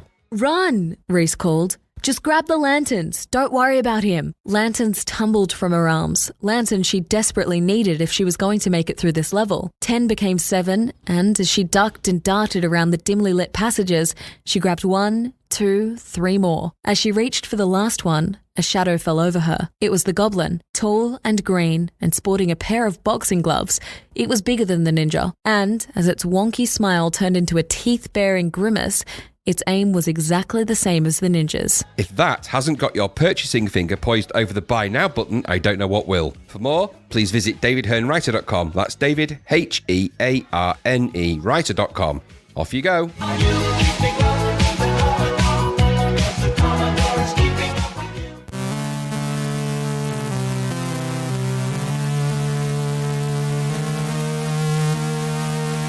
you. And we are back. And something I didn't say at the top of the episode was that although this is episode 91, this is actually our 100th recorded episode. 100. Woo! Yay! Woo! And 100, woo! in honor of it being our 100th episode, and at the request and behest 100, woo! of a lot of our patrons, we've got a special guest for this singles. We've promised this. We threatened you with this for quite some time. We threatened him with it. But tell us, who's our special guest? Would you please introduce yourself, mystery guest number 1? Hi, I'm Gary. I'm from Grimsby. I like going out, cider, craft beer, and basically juggling, maybe. Occasionally, a little bit of music. It is. I'm Gary from Grimsby. Yay! No, you're not. You are friend of the podcast, Gary. That's your real friend name. of the podcast, Gary. That's the official title. I was about to say, I've forgotten that. Podcast friend Gary. If I ever hear on your podcast friend Gary, it's me. I'm so. Do you know what? I'm actually quite chuffed to be on here because actually I did say I'm quite proud of what you've done. Actually, so. Kudos to you guys for putting this together. I've thoroughly enjoyed how many now? 89, 90, 90, whatever it is. We just said it. Actually, it's 100. Actually, it's 100, Gary. Keep up, 007. Oh, well, 100, yeah, 100. But do you know what? Who would have thought in the late 80s, early 90s, that when I used to sit with you guys in your bedrooms, listening to you talk crap about video games and computers and music, that... Actually, 30 odd years later, I'm spending all this time listening to you talk about video games, crap, and so on and so on. So literally nothing has changed in my life. What a disappointment. What a complete disappointment. Oh, but anyway, well done. Thank you. Thank you. It's a circle of life, Gary. Circle of life. It's Lion King. Oh, God, I hate that song. I hate it. I hate that song. I hate it. Just neutralise the electro scan. Indeed. Well, Gary, yeah, and obviously one of the things we have said about you is that you are a connoisseur of fine music, or music at least, and you know your music from your elbows, and so we thought we'd get you on to talk about the singles this month, and see. And you've got me talking about wet, brilliant, absolutely brilliant, wet, and bros. The thing is, what level are we at? The thing is, we cannot choose the stuff that happened. We can't go back in time as much as we want to and kill people and tell them not to do stuff. We are at the mercy of what actually came out, and so this is the way the cookie crumbles, the way the dice rolled, and everything like that. So these are the tunes. These are the tunes that make the world go round in June 1988. So should we get into some? I think we should. Let's get into it. Let's get into it. Right, number 1 singles for the first week, carrying on from last week, is With a Little Help from My Friend, She's Leaving Home by Wet, Wet, Wet and Billy Bragg with Cara Tivy, whatever. Do you know much about Cara Tivy? I've never actually looked into it because I can't stand the idea that she was friends with Kneeneck. Good old Kneeneck. The what's it swallower. I just saw that on the list and avoided it. I didn't have anything to do with it.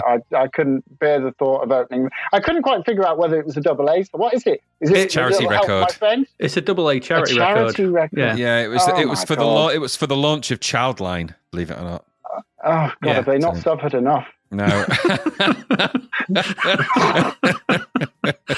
And later it was used in all of the What's It's adverts for when Marty Pello, because he swallows large watches, just hold down his long neck, his long knee neck. He does.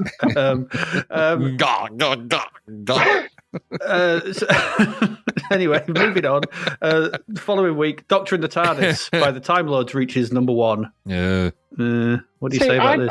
I know that you spoke about this the other week, and I quite frankly, I think there's like a book or something could be chapter 1, because I don't want to sound like a boring sod, but the KLF and everything around this song is just amazing. I mean, don't get me wrong. The fact that it's based around a Gary Glitter break is not a very good thing nowadays. But looking back at it, it refers to like a whole kind of stuff. The rise of acid house, the rise of sampling in music, the rise of cut-ups, and just and the whole thing about the KLF telling everybody they could have a number 1. They tried with, have you heard the song Kylie Said to Jason, which was one of their early songs? Yeah. Trying to have, and Bill Drummond and Jimmy Cauty are just absolute geniuses, artistic bonkers, provocateurs. Yeah, and they still do mad shit now. Oh God, yeah. I watched the documentary on them a couple of weeks ago on Sky Arts. Who killed what's it called? Who killed the KLF? I think it was. Yeah, that's it. Yeah. Just absolute madness. And this, all right. It's a shame that the Gary Glitter break is on it. It really would have been great if it had been something else, because who doesn't love the Doctor Who thing? But, the whole thing of putting mashups together and making it a thing, was done brilliantly by the KLF, or the Jams, or whatever they were called at that time. I think if you're interested in this kind of stuff, if I could refer your listeners to a DJ Food / Strictly Kev mix, which I'm going to go completely hog wild here, and I'll say I think this mix is the greatest mix of all time. Could never be officially released, but you can find it on the internet somewhere, called Raiding the 20th Century by DJ Food, which is a part project of Cold Cut and this guy Strictly Kev, which has a whole history of mashups from the Beatles, from Stockhausen, from Cold Cut, from Pump Up the Volume, from Mark, from anything you name, Kylie, into a whole hour of musical genius. So anyway, that's what I would like to say about Dr. Nazaris. Is it better than... thumbs up for me. Is it better than Jive Bunny? Jive Bunny. I think Jive Bunny are in that mix somewhere, actually. I think they are. I think they're in it. You know, you've got to... That whole thing of Stars 145. Any links that you've got for us, we'll put in the show notes when this goes out, so people can find that themselves, of course, as well. We will. Grand. Last 2 weeks of the month, we have Bros. Is this the first time they've been at number one? I can't remember. It's I owe you nothing anyway. Bros, innit? What do you say about Bros? It's not true. He owes me 50 quid. Treacherous bastard. Did you lend him the money for those T-shirts that are in that picture? I got him 50 bottle tops from when I worked in a pub, and he never gave me any money for them. The scumbag. Stupid idiot. Which one was it borrowed them off you? Did they sort of dress up as each other and you could never tell? Was it Luke or Matt? It was the one that looks like the guy of Depeche Mode. So whichever one that was. Oh, what, Craig Fairbrass? The bassist? Yeah. Him. Okay, yeah, damn them. Anyway, that's Bros. They were a weird lot. But anyway, their belts were far too high. I don't understand their career, Kev. I mean, what did they do? They just kind of did a few things. My sister went to see them live. She said they were brilliant, but she had almost zero musical taste. So, no, 1988, 89. Oh my God. Know, and then they went off to America. She was a Brossette. Was it? Oh God, well. But one of them was in Blade too, was it, or whatever? Yes, he's the head vampire. Was, yes. What, your sister? Was she in Blade too? That's terrible. She's the head vampire. You should never let her in your house, Gary. Render you powerless. Well, to be honest, I don't. it's just weird. And then one of them ends up on Strictly. It's just bonkers. Yeah, I mean, what career have they had? He didn't do very well on Strictly, though. He didn't. The world do very is well. an odd place. God, he was terrible. Absolutely terrible dancer. Anyway. There we go. Anyway, let's get. He always was. Let's get into our weeks. 5th of June. 5th of June. In at number 12 is "Every Day Is Like Sunday" by Morrissey, and it is when listening to Morrissey. Is all I'm going to say. Really. I hate Morrissey. Like Did you see it? Did you see on the video of them people queuing to meet him or something? Was it? I couldn't quite figure that out. Yeah, something bad was going down, wasn't it? Who would queue to see Morrissey? Exactly. Nobody. It's the only person where people queue in the opposite direction to get away from him. I can hear an impression coming on. You Was were that about to do Morrissey some impression? Morrissey singing. Skip back there. Hello, son. So nice to see you. Do you want me to sign your book? Brilliant. Wow, it's like he's in the room. Every day is like Sunday. People knock our impressions. I'm not a fan. They realise we're Mike Yarwood.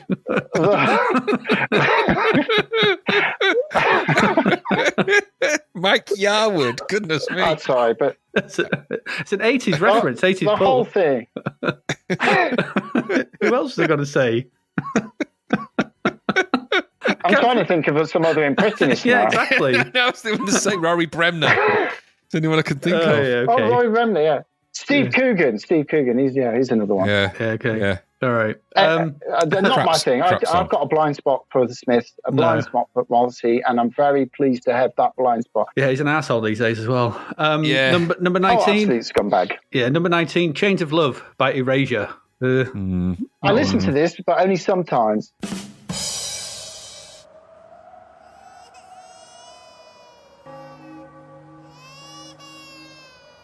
Why? Ooh, sometime. I get it. He's here all week. You can't get rid of him. He'll go. This was their 9th single, written by the pair of them, Clark and Bell. For whatever. It's off the Innocence, the 3rd album. It's a bit bland, isn't it? The only good thing about this is the video. There's say a it was lack good. of but there's a lack of Was Andy it? Bell Bend in the video. But as you've Yes. rightly written, there is lots of spinning and being suspended from bungee cord powered underpants, which Yeah. is not a sentence I expected to read when I opened this agenda earlier today. But that does tell me that Superman's secret has been revealed. That's how he took off. Took off with bungee powered underpants. And they look really uncomfortable as well. It's like they're properly like they're tight pants anyway. I mean, And they're forcing things up that shouldn't be up. in all sorts of ways, that sentence is very open to interpretation. It's But just yes, you're right. It's just unpleasant, but there's lots of floating. Yes, he's going to be in a lot of pain. I'll tell you after that. Lots of pain. And number 37 is You Have Placed a Chill in My Heart by the Eurythmics. And with Gary on this. I don't get it. I don't get this Annie Lennox. Like, is she going to be like when she dies? She'll still be in the Brits for like best vocal performance or something? Because I just don't get it. It's like they did that with what's her name who died? She's a national treasure, Mary Gary. Whitehouse. Then She's a national treasure. What's her name? Was she on Winehouse. the Brits? Mary Whitehouse. No, Adele. What's her name? Not Adele. Amy Winehouse. That's the woman I was trying to think of. They gave her like a Brit when she was like best album when she was dead. It's a bit like they keep Annie Lennox around just because it gives them a bit of value added kind of thing. But actually, I just don't get it. I honestly don't get it. I like the Eurythmics did two good songs, that great riff from that everyone knows and everyone sampled, from a couple of their songs. But it's just God, and that video with that poor man having to hug her. He had to hug her for probably days to do that video. I just don't get it. He super needs a glued. medal. They were super glued together. They were like that in the previous video, weren't they? We said in the previous song they released, it was this awful opera thing. It was a bloody nightmare. Yeah, the last one wasn't very good. But to quote someone on this podcast, I quite like this. I like this. I don't mind it. I feel all right. It's better than the next one. Yeah, it is. It is better than the next one. Yeah, it is better than the next one. Number 48, There's More to Love by the Communards. I'm just going to say... before we lose any more listeners, that this video annoyed the crap out of me in the first 5 seconds. There was gurning and then Jimmy Somerville smiling to us, and I was like, off, Valdim. I can't be doing with this. There's like jokey dancing and stuff. I was like, no, done. I'm out. No. What? You left after? I turned it off. I was like, damn this. Yeah. I actually watched about 3 minutes of it. I watched almost the whole of the video. Why? I was kind of obsessed with the dancing vicar at the back. I mean, he's had a funny career curve as well, isn't he? Well, Yeah. he's now off and he's a Dave regular, isn't he? He's one of the Dave regulars. Yes. Dave? Yeah, it is, Yeah, the TV, the TV channel Dave. Yeah. oh, he's on Dave, is he? What have they got like He's on vicar hour panel or something? shows He's, and stuff he's like the that. panel show regular. Oh my God! Oh, Jesus. Yeah, there you go. No, it wasn't for me. All right, Jimmy. Who invited him on this call? God damn it. Get that guy out of here. Take your communards with you. I won't leave me this way. Kick him in the communards. right in his communards. I don't want his voice going any higher. Them dogs will hear him. Can you tell me why? No, not get out. God. I'm just a small town boy. Yeah. Number 49. Okay, that's enough. Number 49 is Simply Irresistible by Robert Palmer. Awful. I mean, we all watched that video, didn't we? Quite a lot. And when it was on Top of the Pops, you were like, "Oh my God, whoa, yeah, it's sexy women." But as an adult, you just think it's not good. It's reductive, isn't it? It's completely reductive, like women just to objects. And you can put, like I said about the other, you can find on the internet John Peel actually introducing this song on Top of the Pops, and his actual words were, "John Peel, that's a dickhead in love, Robert Palmer, and how nice to see he's turned his back on all that sexist muck." That was actually the line that John Peel said to introduce this song on Top of the Pop. Right, you can't blame him, really. Horrible, crass, misogynistic guff of the highest order. I will watch it only 5 more times. Just, what? Half speed. Is that like the bit of the old, So it lasts longer. like that Bill Hicks joke about Basic Instinct? Basic Instinct, rubbish, absolute rubbish. Anyway, after I watched it 5 times. Yeah, exactly. Yep. Oh dear. Number 56. I'll always love you by Taylor Dane. Taylor Dane. It's a strange one, Taylor Dane. I liked I don't those mind first some of her two stuff. singles there. Yeah. No, the first 2 singles, Prove Your Love and whatever the other one was. Brilliant, kind of like catchy, it's kind of poppy, kind of bit European. And then, as always, the 3rd single off the album turns into a dreary old, oh, God. Got to God.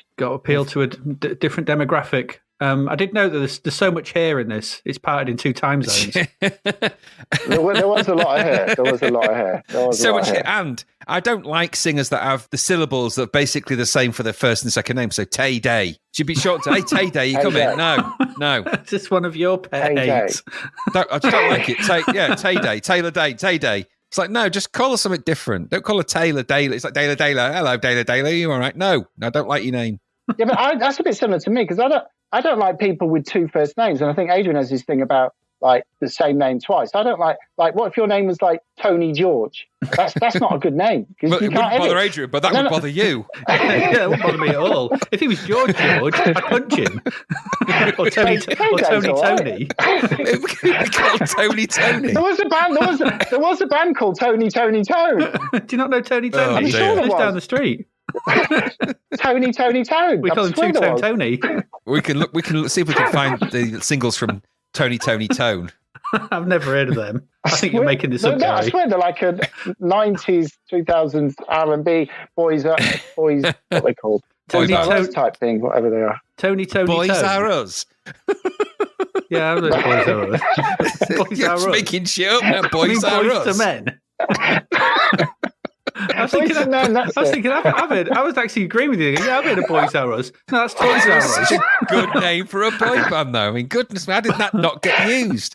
I'm pretty Right, sure Toys R Us itself. would have sued him. I noted, by the way, for that Taylor Dane song, that it was the soundtrack to some smooth 80s after club smooch in steamy nights. Not for us, though. No, not this point. That was never going to apply to us, ever. No. Certainly not. I don't think I've ever used that kind of music to smooch my way anywhere, really. No. It's Doesn't only work. dinner party stuff. Number I carry it around 77. with me to this day, just in case, but it's never worked. It's never worked. Number 77, we've got Cuddly Toy by Roachford. Yeah. Reminds me of Curiosity Killed a Cat. That same sound. It just sounded like them. And Vibe is Roachford the even same. dances like Ben Von Bollivant, whatever his name is. Yeah, his first name's Cock. They don't put that on his... Cock Volleyball. No, Cock Roachford, you fool. Cockroach. You dickhead. It's called Cock I Volleyball. think Cock Volleyball is like that's a name that Bring Ian them round Fleming the would have party been and it's proud not of. going to go down well. Hello, sir. Would you like a Cock cock Volleyball. Volleyball? Yeah. Where's the Ferrero Rochers? You don't want to know what they're made of. Bobby Ferrero. No, Cock Volleyball. Ugh. I thought it sounded like the Lost Boys' I Still Believe song. These Roachford. There's a I don't similar know vibe that to them. song. I don't think I've ever seen the Lost Boys. Ever. What? Hey? I've watched it with you. Never. No, I can swear we haven't. I swear we haven't. We have, definitely have. I must have been high on those 2 cans of Kestrel that we used to drink. I think it's more likely you were high on farts. Yeah, meat pouch out the back. Just slowly gassing you. I honestly don't. Anyway, this cuddly toy wasn't for me. It's a No. cuddly toy that was going in the bin. It was a cuddly toy that should have gone to the charity shop, quite Absolutely. frankly. It's one you wouldn't. Wasn't It's good. one you wouldn't want to say if you saw it on Generation Game. No. That's for sure. Number No. 82. Nothing's going to change my love for you, Glenn Medeiros. Oh, yeah. Nothing's gonna change my love for you. Is that how it The goes? one. Yeah, something like that. Something like that, yeah. Thanks, Barry. Well, Baritone. This was the song that was on Jukebox Jury. Do you remember it? About 88, where Vaguely. they put Glenn Medeiros behind the screen, and whoever was on it slated it. They were like, "This is just crap. This is like oral enema. I've had, and then they were like, well, what's his name? Jules Holland was like, well, that's a bit of a shame. So let's bring him out. It's Glenn Medeiros. And he actually comes out and everyone's like, oh shit, we've just really had a go at him. That's a bit embarrassing. That's just terrible. That's good TV, that is. Yeah, that's what you want. That's awkward telly. It's on those best of the 80s programs that Channel 5 always put on with all the clips. The awkward moment Glenn Medeiros came out. Stick a link to that in the show notes. That is a really funny clip, actually, to be fair. Yeah. It is very. It's a bit awkward. I don't really like awkward things. They make me cringe, but it is a classic piece of TV. Yeah, he sounds like a cake as well. What, Medeiros cake? Madeira. Oh. God's sake, know your cakes, man. Oh, God. Know your cakes. Yeah. God, what is this? Come on this podcast. You better get up on your cakes. You better know your angel cake cream Madeira, or else you're doomed. Doomed. Number 94, Escape from New York by Nasty Rocks, Inc. The only thing good for this is just the Escape from New York. It's got to be something to do with John Carpenter. Why do you call yourself or your song Escape from New York and then not have any single thing to do with Escape from New York? It's madness. Cost money. I don't know. All I could find out was that it was something to potentially it was something to do with the ZTT records, or however he pronounced that, which was Trevor Horn's setup, or CJ McIntosh was involved because he was in Nasty Rocks Incorporated. And that's the guy from Mars, isn't it? It looks like a bit of a kind of a Manchester type thing going on. And I've actually got this single. I bought it a few years ago in a charity shop, and I thought, bloody hell, Escape from New York. This is going to be like Mega Blast by Bomb the Bass all over again. And I swear to God, I think I threw it out. I think I just got rid of it. I just put it in the bin. Not very good. However, I did notice upon watching the video, and I posted a picture there's a C64 in the video. It is. Yes, that's right. There it is. Yes, and a monitor as well. I know. Weirdly just pops up there for no reason. It's on a table. That picture you put up, they all stood around it going, they've got the new S Express demo. No, it's the new Triad pack of Defender of the Crown. Quick, Someone's put the Enfield on. That would have been a disc sleeve, wouldn't it? We'd have made that into a disc sleeve for an S Express disc sleeve, I think. Yeah, there you go. C64 in the video. We'll post I won't actually. Go look for yourself. 12th of June, number 19, The Twist. Yo, Twist, by the Fat Boys with Chubby Checker. Yeah, a bit cheeky, this is just one, like laughing at fat people who are ethnic minorities. It's really horrible. It's like, look at it. I mean, the Fat Boys apparently were quite, in the early days, the early 80s, the Fat Boys were a proper act. And they've just let white, middle-aged musos, like Clive Davis type figures, just send them down this path of selling crap, And, wasn't one of them a really good beatboxer? Yeah, they were. Yeah, they started off as a proper act. Yeah. And they ended up doing doing this kind of stuff. It's just at the behest of like money men. Come on, we don't need it. We never wanted it. What's strange about this is The Twist wasn't even the originally Chubby Checkers song. That was originally released in 1958 by Hank Ballard and the Midnighters as a B-side to Teardrops on Your Letter, and then Chubby Checker covered that in 1960. So Fat Boys and Chubby Checker, it's a double cover because there's two people covering someone else's song. How weird is that? It's like I always thought it was Chubby Checker's song. It never even occurred to me that it was actually a cover. Weird. Weird. A lot of those songs that you think are whatever. It's like Willie Nelson and all those other acts that wrote songs in the 60s. They were just churning them all out. Exactly. And final ironic sadness here is that on December the 10th, 1995, Darren Buff Love Robinson died of a massive heart attack in Queens, New York. He was 28 years old and reportedly weighed 200 kilos when he died. Oh my God. That's, he's probably like, anyway, don't get me started on this. I won't. But I will say, though, that they did end up doing the track for one of the Nightmare on Elm Street films, didn't they? Did they? I'm sure they did. I'm sure they did the sort of what the Fat Boys got to do with goddamn Nightmare on Elm Street? Well, I don't know. Well, money. Freddy Krueger's coming. Freddy Krueger will kill you. Quality beatboxing there. Yeah, absolutely. Wow. Barry MC baritone is in the house. Yeah, exactly. You keep in control of yourself there. People will be getting down. At least I hope that was beatboxing and not something else. It's like, what could you write a song about Freddy? When they did that in Ghostbusters, didn't they? That terrible Ghostbusters Bobby Brown song. Oh, the Ghostbusters 2 one. Oh my God. Awful. Yeah. Any old crap. Yep. The 80s and 90s. Anything went. Number 20 is Lucretia, My Reflection by the Sisters of Mercy. There you go. Yeah. I think it's their best song. It's probably one of them, yeah. Yeah, it certainly is.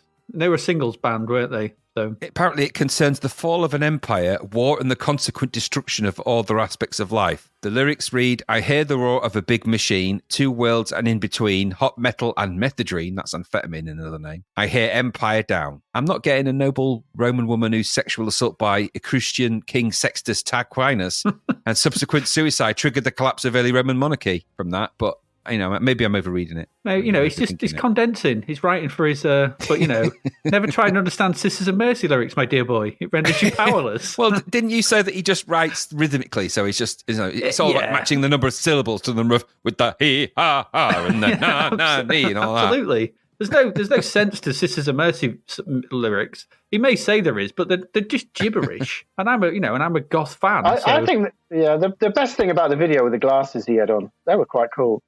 Well, he never took them off. They were he slept with them. Did he not take them off ever? No, welded to his face. He had little cardboard inserts of eyes open and eyes closed that he just put over the lenses to indicate whether he was awake or asleep. Absolutely. Andrew, you awake? Do you think he kept them on? It emits a goth noise.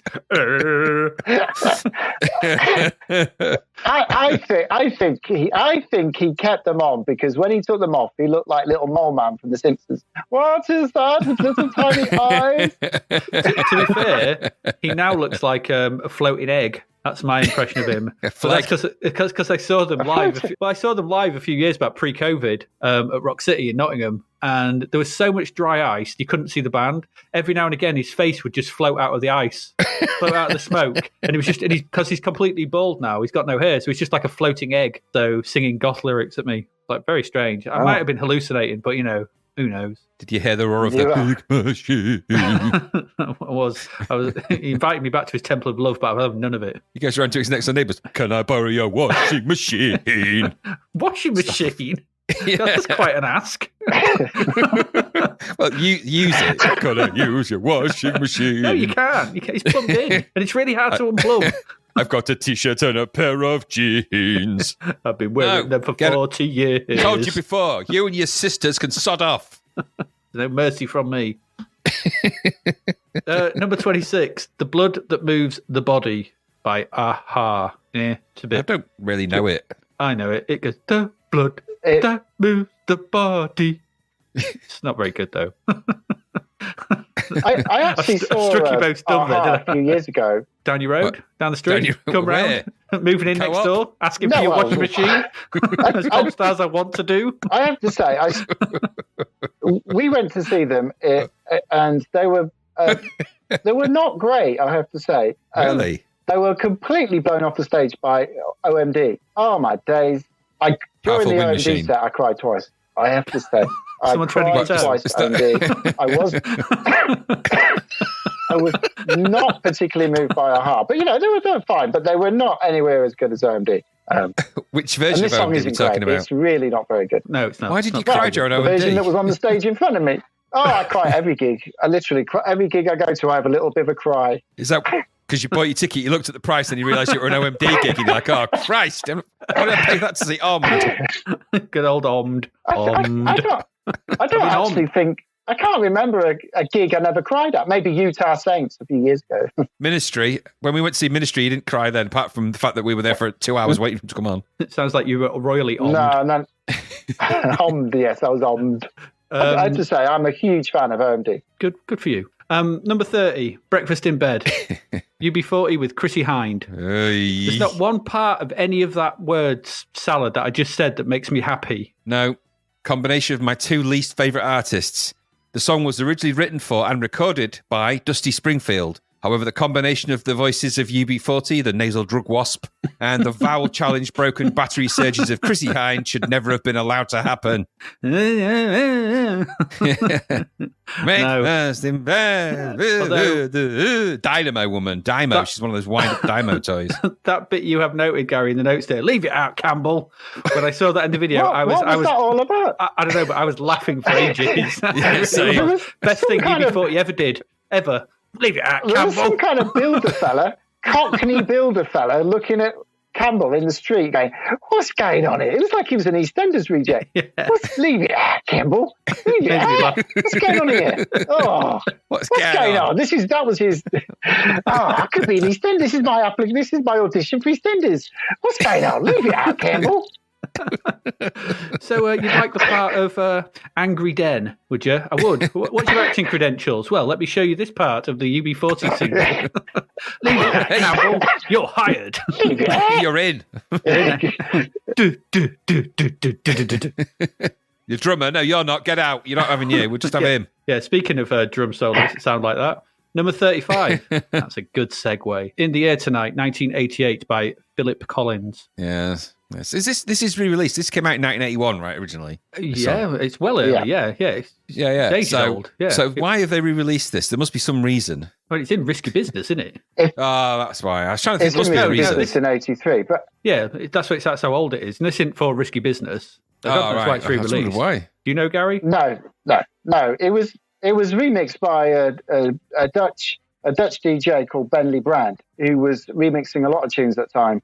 Taji Savell, the guy behind War of the Worlds, Bill Withers. There was loads of Benley Brand remixes, and this presumably was one of those, because I know he did a version of this, so it's obviously gone back into the chart. Yes, I imagine it's something to do with that then, which explains why it's reappeared mysteriously with its gated reverb. But it's still a great song. I mean, I'd listened to it. When I read Phil Collins' autobiography, which is actually quite a good read. You're starting to sound like American Psycho. The drum solo, the drum bit, he did in one take. It was the first take he did. He just, I was going to do something. I want to improvise something. And he just completely improvised it. He's a drummer. I don't mean to be rude, but firstly, he's a drummer. And secondly, it's not that bloody difficult what he does. It's just EastEnders. It's just the EastEnders intro. It's not what you do, it's how you do it. They should suddenly change the EastEnders dum-dums to that one from that song, though. That would be quite good. Here, Dale, what are you doing in that cellar? Yeah. I might have to do a little mashup. Campbell. Collins, no, none of that drum regated reverb. Just hit the drums, Colin, leave it. I might have to do a mashup of that, I think. Something needs to happen. Anyway, number 38, We're Tougher Than the Rest by Bruce Springsteen. Hey. Absolutely one of my favourite songs of all time. Absolutely bloody. It's not everyone's bag. I get that. But for me, I do like Bruce Springsteen. Not everything, but this Tougher Than the Rest song.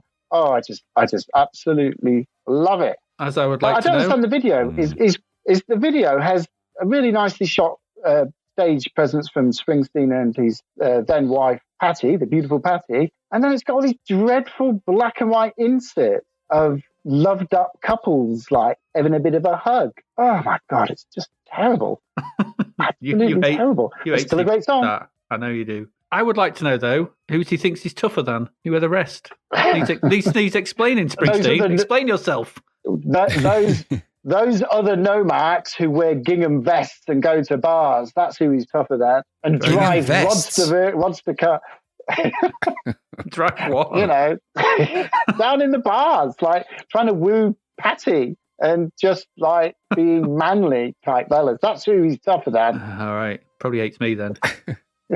Don't tell me you wear a gingham vest. Who wears a gingham vest? Yeah, but not on my top. Number 78 is I Want Your Love by Transvision Vamp. Oh, I like this. This was their big hit, wasn't it? Yeah, I don't mind this. All right. I'll take the love and lose the song. Come on, it's all that kind of little shenanigans and stuff. It was just it set off 1,000 kind of bands, didn't it? Really? Yeah, fairness. Yeah, it's fine. It's this. Yeah. Pop punk, pop hybrid. Yeah. Yeah, it's what it is. Number 86, The Mercy Seat from Nick Cave and the Bad Seeds. Love a bit of Nick Cave. Didn't say you like Nick Cave. Not for me. I think Nick Cave is absolutely one of the artists of the past 20 years. The curve from that post-punk / gothy curve to kind of the front of a modern man, through tragedy, through his own artistic endeavours. He's a Renaissance man, and that's obviously the kind of guy that I aspire to. So I'm happy to say I am a Nick Cave fan, and this is one of his very best. one of his very best, covered by Johnny Cash himself. It's just cracking. Was indeed. Yeah, been covered by a few people. Oh, well, I'll take your word for it. I like neither stolen caves nor seeds of any kind. These buns have no seeds. No, they shouldn't have. Mine are just pure bun. Nick Smoothest Cave of and the Bun Seeds. That was the first band iteration. Sad seed. It's like, ooh. Nick Cave and the Buns? That's not going to work, is it? Nick Cave and the bun Nick seed. Cave and the Nick Cave seeded and the buns. seeded. Nick Cave and the seeded bat. Well, Nick Cave and the Sunflower Seeds was a bit too nice. Because you can't. They don't grow in caves. No one do likes a not. cave. Nobody. Number 94 is The Flame by Cheap Trick. We all Cheap know there's Trick only indeed. two good Cheap Trick tracks. Yeah, interestingly, both are good because of the same reason, which is that they're on the Budokan live album, because everything else by them was not as good as that. Yeah, exactly. Surrender and I Want You to Want Me. No wrong That's with it. that. That's it. Yeah. The only things you need It's to like- hear by Cheap Trick. The I Want You to Want Me, it's got the crowd and the audience in the live version saying, I think they say meow meow, because I think that's, it's quite famous that they have like an interaction with their audience, and very strange. Very strange. A meow meow. What's Yeah, that they all say about? that meow. They say, because he says, didn't I, and the crowd go meow meow like that for some reason. You can listen back to it at your leisure and check that out all for yourself. I think I've heard it okay, I before, will so do. I'm all right. Those are two very good songs. This, however, was boring and bland. I quite liked it. I'm a sucker for a power ballad, and I quite liked it. Never want to hear anything else ever by Cheap Trick again. But, for the 4 minutes I was watching it, I thought it was all right. As we have ascertained on this podcast, I do love a good rock ballad. This is not Oh, one of them. I love it. It was Love it. It's- right. It was the It's first got- single from their 10th album. 10 albums. 10th. Goodness me. 10. Bah. 10th album. No. 19th of June. Let's move along. 19th of June. In at number 31 is I Will Be With You by The Pow. By the As they say Northern in Pow. Yorkshire. Yeah, The Pow. Northern Powerhouse. Pow. Yeah. I don't really get this video at all. I mean, Carol Decker, bless her, in her lockdown rant and everything else recently. She looks great in the video. The first two singles were brilliant, and then we end up with this. We do. It's Carol in a Corridor. Is that how Third they single sold problem? that video? It's haunting abstract symbolism, Gary. It might well be. She's basically in a corridor. It looks like she's in a grey corridor in a little blue dress, prancing around like she's been captured by Nazis and been forced to watch her own videos back. I mean, what's going on? This is the worst version of catchphrase I've ever played. Yeah, Roy Walker's like, that's not a catchphrase. Did you just say Nazi? Brrr, get it off. That's Mr. Chips you're talking about. Say what you say. It's Carol Decker in a corridor. Oh, We're surrounded by Carol Decker in a Nazis. corridor. why am I Dress answering on. my own questions? Oh, Brrr. I know the answer, and I'm the host. it's time for me to go through to the big round. I Whatever that win. is. Mr. Chips becomes real and just smashes his face in with a Do you know, catchphrase. I only know one to POW fan. One, singular. I mean, like proper Yeah, fan, one. not like a Yeah, well, arbitrary. Yeah, I had the album. I remember having the album, and there was two tracks, Heart and Soul, and China in Your Hand, and everything else was. the first two absolutely brilliant. Those songs, absolutely brilliant. Then it's just like there's nothing else. It's the No. cultural vacuum. The rest of it, Yeah, just true. oh, Carrying on from that, and at number 32 is Maybe We Should Call It a Day by Hazel Dean. Bloody Hazel Dean, honestly. I remember nothing about her. Who is she? What did she do? I remember she the one that did Searching, Looking for Love. I've got to find me. Was that her? I don't Okay, that know. was I Hazel don't know Dean. who that. I don't know. But Hazel Dean, this obviously was going for the gay disco market, the kind of the crossover into kind of camp, etc., which was what Pete Wortman and PWL Yes. and Stock Yes. Aitken, that's what they were going for. They were just selling this to Yeah. that market. And I don't think it sits in either our market. It should be a bit camper. Camper? It's Yeah, Stock like Aitken their one fingers produced are in all it, over Hazel the Dean, isn't album. it? It is them, yeah. Yeah. There's Phil Hammond, there's Stock Aitken Woman, there's all the regular producers. It's not just not good enough. And when she says maybe we should call it a day, well, that's what she should have done after this and just gone away. Hot takes from Gary there. I'm here all week. Knocking that 1988 pop. Number 39, Everlasting by Natalie Cole. It's another one, isn't it? Is everlasting forever, ever and ever. Dreary nonsense. Not It just good. seems a bit pointless. I mean, who bought this on 7-inch single and went, bloody hell, get everlasting on again. Put it on the turntable, son. Put it on. Your mum sounds like that sounds like your mum. It sounds like your mum. It really does.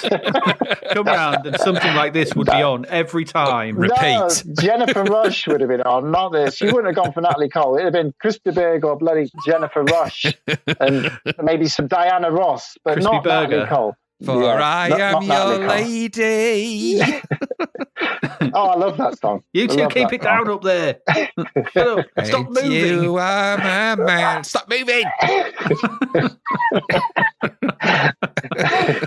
In at number 40, which it should have been higher, is Never Tear Us Apart by In Excess. Very good. Very good. Yeah, this is brilliant. This is a great track. You love saxophones. How dare you say you don't? I hate saxophones. It's me. I can't stand the sound of saxophone. I just can't. I just don't get it. I'm sure it said Gary loves sax on the toilet walls at school, but you know. Aye. Hey. It's just no song has ever been improved by a saxophone solo. I mean, I get it in jazz. That's fine. China in your hand. 3/4, that kind of thing. Yeah. But it could have breaking glass. lived without it. It could have just lived without it. They could have just not have saxophones. Like, you get to the important bit where you want to get all emotional and kind of get into the mood of the song, and then some guy or woman comes on and goes, I think Kenny G's just topped himself. Jesus Christ. oh my Well, if they days. did that, no wonder people would be annoyed if they went around doing that. If you actually got a musical instrument, or you can make that funny trumpet sound. Well, I knew we should have ID. He said he was in the Flying Pickets. Oh, He said he was God, fluent trumpet, but in Tiny Lips it says mouth trumpet. Trouser trumpet. Oh God! I can't. If any of Better your than a listeners, trouser trombone. if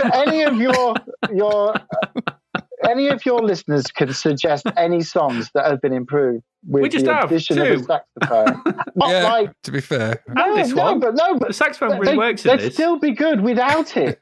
just remove it. It just yeah, but the saxophone in this lasts for about half a second. It literally goes and it stops. No, he doesn't. Oh, okay, I can live with that. It does. I'm sure it does. There's a big I'm solo. not struck on it. It is, but I'm not a big fan of that particular song. I don't like any of the versions. It is a very including good the song. There was a Colin very Faithful. good version, which had multiple mixes by Tall Paul about 20 years Oh, ago. that's right. Which is It's brilliant. close to me not liking Absolutely. that name. And he's not very tall. Oh, the So he should be Small Paul. No, because he's not medium, but medium doesn't go. yeah, but, They tried small not Paul. small and not tall. Just didn't work out for him. Medium Paul does not go. No, who've you booked tonight for the club? Small Paul. Who the bloody hell, Small Paul? Tall Paul's Hiya, brother. Small Paul here. But it was a very good Who's version. the, who's the very good warm-up? version. Average Baverage. Anyway. All right, and at number 47 is Cross My Heart by Eighth Wonder. Boring. Just Eighth Wonder. It was a bit boring, wasn't it? Just dull. Boring. Boring. Just a... Not the eighth wonder of No. anything, to be honest. No. Never mind the world. It No. was just. I don't mind their other single, "I'm Not Scared." That was a brilliant. But that was Pet Shop Boys produced and Yeah. written "I'm Not Scared." And the Pet Shop Boys did their own brilliant version of it. But this crossed my heart. I just hope to die. To be honest, it was just It's very... really bad. It's, yeah, I mean, you if you're going to call yourself Eighth Wonder, you have to live up to that in some way. It's just not. Oh God, It's yeah. not right. Oh God, yeah. If you're going to be eighth wonder, you've got to have like Beyonce dancing with Stevie Wonder, mashed up with Bruce Springsteen. You know, that's brilliant. But Not this. Yeah, Not no, this. not like that. No. No. No. Number 55, Heat It Up by the Wee Papa Girl Rappers. Mm, and do you know who were behind this? no. The Fine Young Cannibals without Roland. Without Roland. Without Ronan. Roland. No Roland. We want There was no- to there was no help you Roland. without Roland. Not today, no Roland. No land. This was actually quite a good track. I think there was multiple mixes of it, and it was actually quite a very good kind of a track. But you know, I like this one. Heat Up. It's up to you. Yeah. Number 59, One Slip, Betting Slip by Pink Floyd. Aye, from their Now, chirpy, from their this chirpy was album. Basically, it's actually quite an uplifting album, and I have to, you know, I did actually give this a listen to after I put the boring comment, and it actually wasn't that bad. It wasn't. It was okay, but I think that the thing is about this album, it is one about up front. I am a huge Pink Floyd fan from the early Really? 70s onwards, and this album here, I absolutely love this album. But it's a lot of the album is about texture. It's a whole kind of mood piece. I mean, don't get me wrong, the album does have possibly the worst Pink Floyd song of all time, "The Dogs of War," which sticks out of the album like a sore thumb. But the rest of it is just, for me, it's not for everybody. And this song isn't going to convert anybody into the David Gilmour years of Pink Floyd. So it is what it is. But for me, I love it. Guy Pratt's bass work on it is just incredible. It's massively overproduced, but I like it. Yeah, good. When it's in its. I listened to this, so I thought, I'll give it a boring comment because we've had those arguments loads of times about Pink Floyd, Gary. I seem to remember too many times. So the comment was a bit flippant, but so I gave it a listen, and it's okay. The problem I have with it sort of thing is when it slips into those sort of more ethnic sections, the sort of ethnic beats and everything. It kind of, those bits just feel ethnic beats. Yeah, there's no ethnic beats in this. There is. There's like when the sort of main track sort of stops and those sort of weird drums kick in, and it's like it's not very good. Those bits are really not very good. I'm pretty sure I was listening to the right track. Otherwise, there's another track by Pink Floyd that I quite like bits of, and this one is probably boring. But I'm quite happy to be wrong on either account or right on one of them. But there was definitely some sort of drum breaks. And it's got a really slow intro to it, hasn't it? And sort of then comes in, which is I know I'm just describing every Pink Floyd song.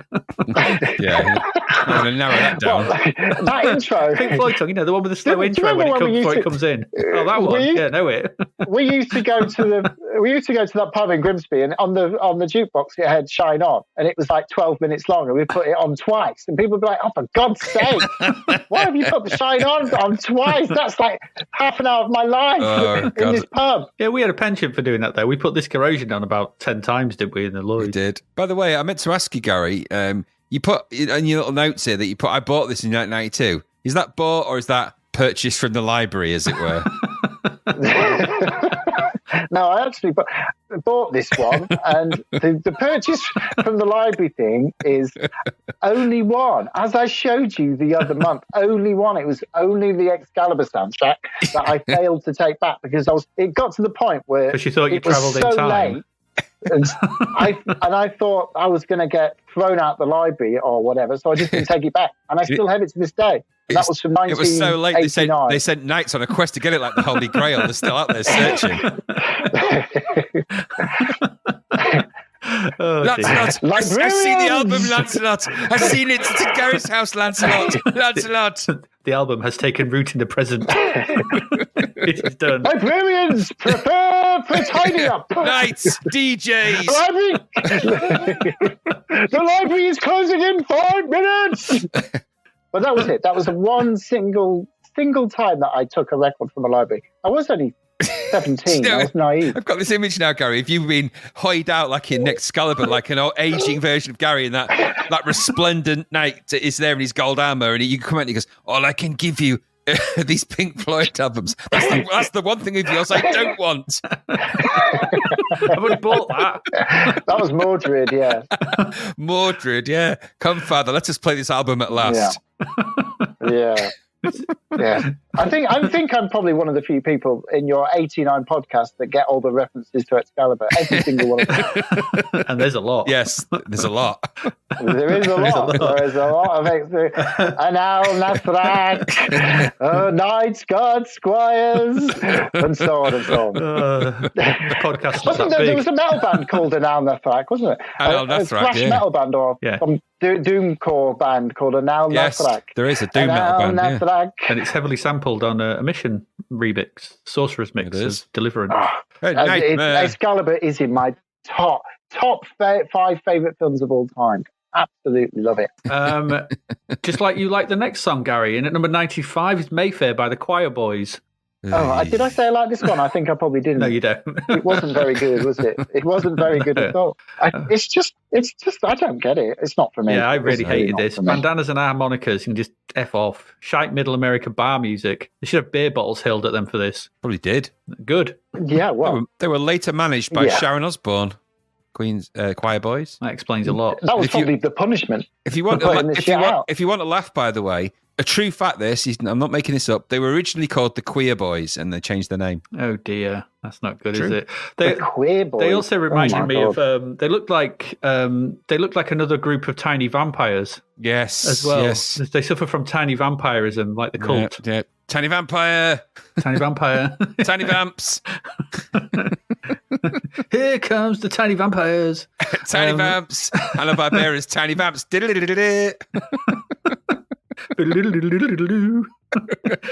Zoom in, zoom out. 26th of June.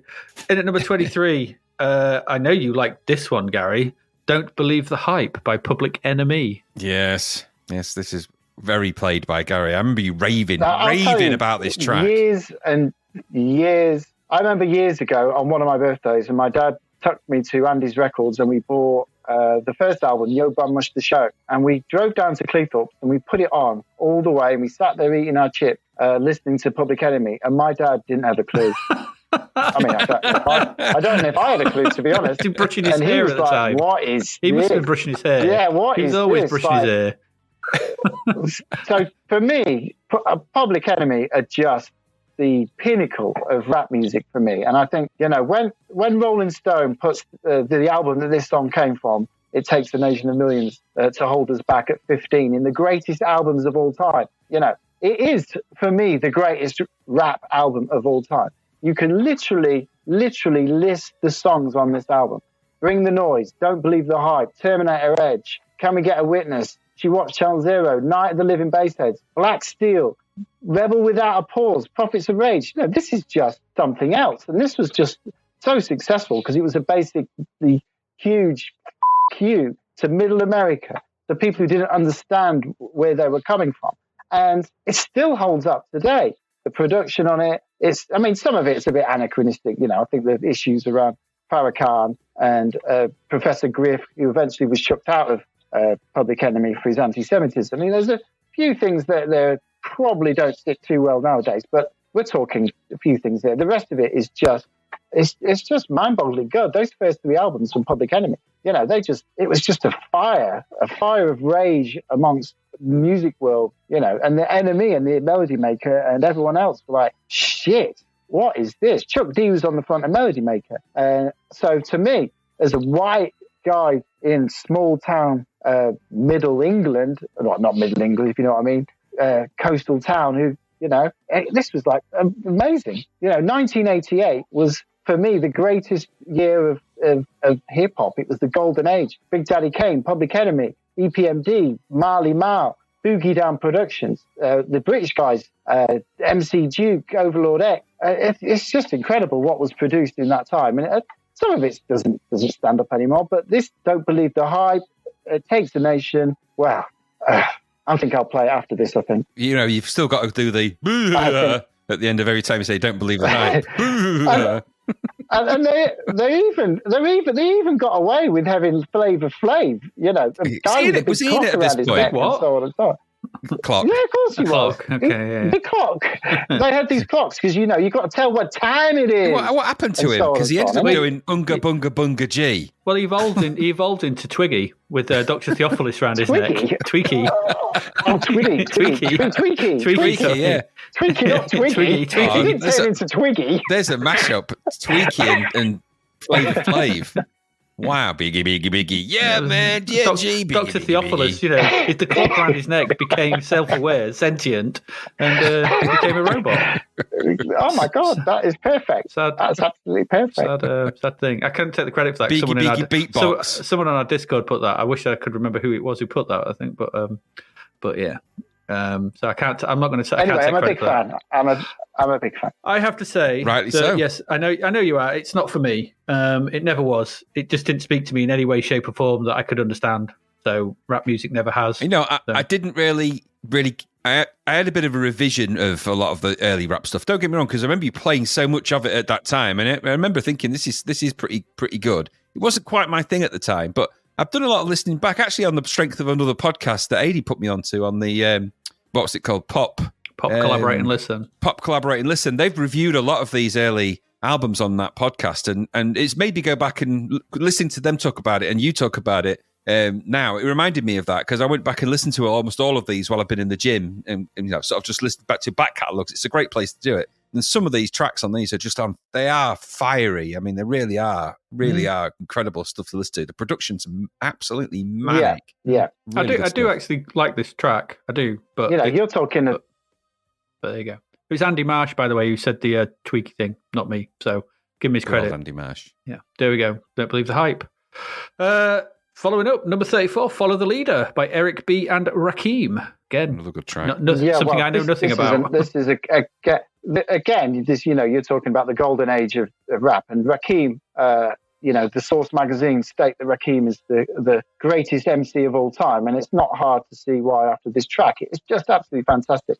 And at the end of the day, Rakim is the guy who's responsible for giving us the sample, Pump Up the Volume. He's got to be loved by everybody in the world just for giving us that. I mean, True. That's just what a legacy. And when you watch the video, it's actually got Joe Mantegna in the video. It's obviously gangster type fella. Like, how did he end up in this video? Just gangstering it anyway, up. Yeah, exactly. It's just like he was the cliched gangster of that age, wasn't he? Really? So perhaps he was taking his yard trimmings somewhere. No, I said he sleeps with the fishes.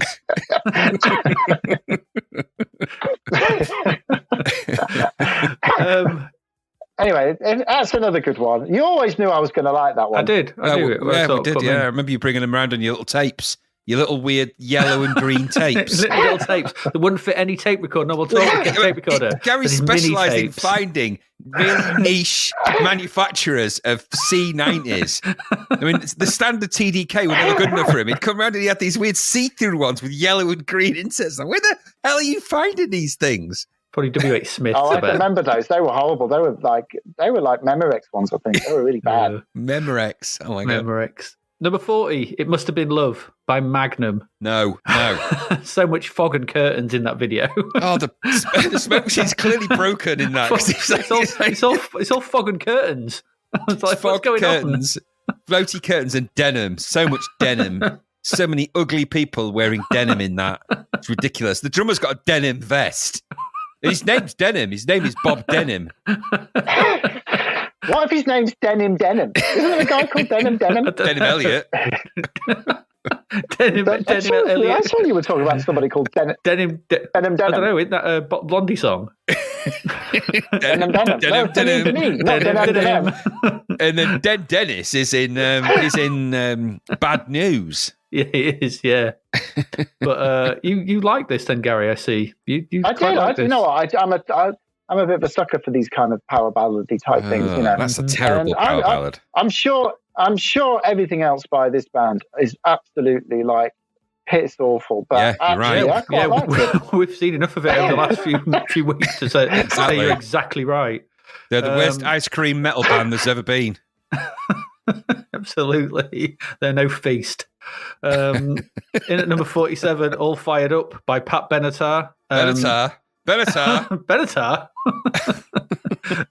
This is Ugly and Cheap. The video, that is. The song is decent. Cracking chorus to this song. I really like this. But there you go. I just Pat Benatar, I love it is the Battlefield, great. And I thought, I bet I like this one. And then I literally can't remember a single thing about it. I agree that the video looked like it was a sound check, just recorded. Yeah. But I can't remember anything about the song. It's gone. It's gone in one eye and came out the other. It's gone. Sorry, Pat. You're using the wrong office. That's why you don't remember it. Putting your eye up to the speaker's just going to fill it with It's going to hurt your eye. That's going to hurt your eye. I can't hear it. I thought this song sounded like The Pretenders before Chrissy Hind had a stroke. Well, that went dark. I didn't say what she had stroke off. Okay. Yeah, I'm not for us. No, really not for us. Not for no. Number 63, We Got the Juice by Derek B. We got the juice. Yeah. My name's Derek B. We got the juice. We got the juice. You know, Someone hits him on the back. He's stuck. I thought Derek Bolland had come to he'd done very well so far, and this one I think was a rap track a bit too far in singles. Yeah, I didn't think it was very good. He should have cut it. He should have cut it after Bad Young Brother or whatever. And interestingly enough, I read that he was signed by Russell Simmons, who was Public Enemy's manager on Def Jam Records, and maybe that's why the video is set in New York. I would guess, as they're trying to break him in America. But it's odd because he didn't do anything after like 91 or something. He didn't do a thing. I mean, obviously he tragically died 2000 and something or other 9, and he didn't do anything. Really, he did the Enfield rap, which I disagree with you, Adrian. Is a bloody brilliant. Oh, Gary, we seem to have lost you. We seem to have lost connection. What happened there? I love the Enfield rap. It's just like brilliant. But Derek B just disappeared. Anyway, he disappeared, and then he probably was, working in an office or something, selling insurance. Walk on, Gary. Who Walk knows? on. Number 84, as we get towards the end here, Sweet Obsession by Bonfire. God, this was crap. I didn't even get through a minute. I just saw that it was shot in the marquee like that other video. Well, I think this is a new video for it. Because it looked new. I think it looked newer because the bus they were on was a modern bus. They had mobile phones and there was a Vodafone bag at one point. So I'm pretty sure this ain't 1988. I just remember seeing them on the marquee stage. I think they've redone it. Yeah, the video we found. Okay. Well, it was probably crap then, and it's probably crap now. But I do think that bus rock is an underappreciated genre. Yes, I agree. So that's something maybe to explore. But Bonfire, this was a bad song. Rock. Bus rock. Yeah, filming rock songs on buses. Got a feeling Bonfire ended up doing a lot of their tracks are used as end credits on crap horror movies like Hellraiser 7 or 8. Things like that. Clearly, yeah, probably. Bonfire of the Inanities, that's what it is. Yeah, very true. Number 96 is Limbo by Brian Ferry. I only put this in there because I know you're a big old Brian Ferry song. And I was hoping it would be that Limbo, and he was actually delimboing it. I thought that, you've noticed that I thought this was similar. There's a bit of Robert Palmer's video in this for me, this depiction of women. Yeah. It's just more dubious shots of women, especially the close-ups of torsos and boobs and stuff. It's just, God's sake, stop it. Yeah. I mean, I'm a big fan of Roxy music. I don't know about the song. I don't really listen to it because all I can hear is Brian Ferry. Just being Brian Ferry. But the Brian Ferry solo stuff is very hit and miss. He releases all these albums of covers, and most of them are absolutely crap. And this was not great. I don't know if the cover I wrote it, but it was just crap. Yeah, absolute crap. Mm-hmm. But hey ho. Finally, just to round off the section, is in at number 99, Girl, You Know It's True by Milli Vanilli, or perhaps not Milli Vanilli.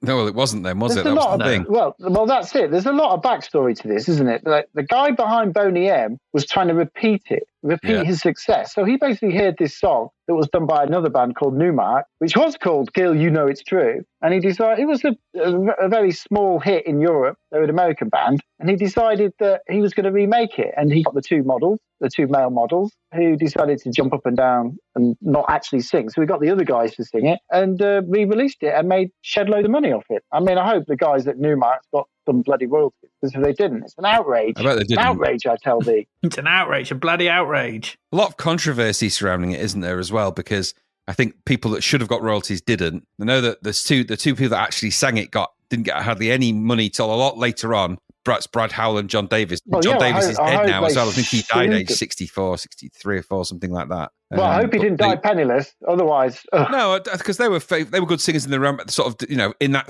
kind of thing. But I don't think they got the money nearly in the money that they deserved for. Because they tried to claim that it was them actually singing for a while, didn't they? A bit like the woman did in Ride on Time. They and then they actually put them to the test. And when they sang it, it was obviously dreadful. And that's even on TV somewhere. Yeah, it is. Yeah. I remember. They're absolutely awful. It was just never going to be them singing. They were just in the front. They were the front end. Could you really make a sequel to Boney M and not call it like Boney N, Boney O, Boney P? You just got the letters of the alphabet. Bonio, that's a bloody dog biscuit. Or the lead singer of U2. Could be Bonio. When he gets a bit skinnier. Oh, you've lost a bit of weight, Bonio.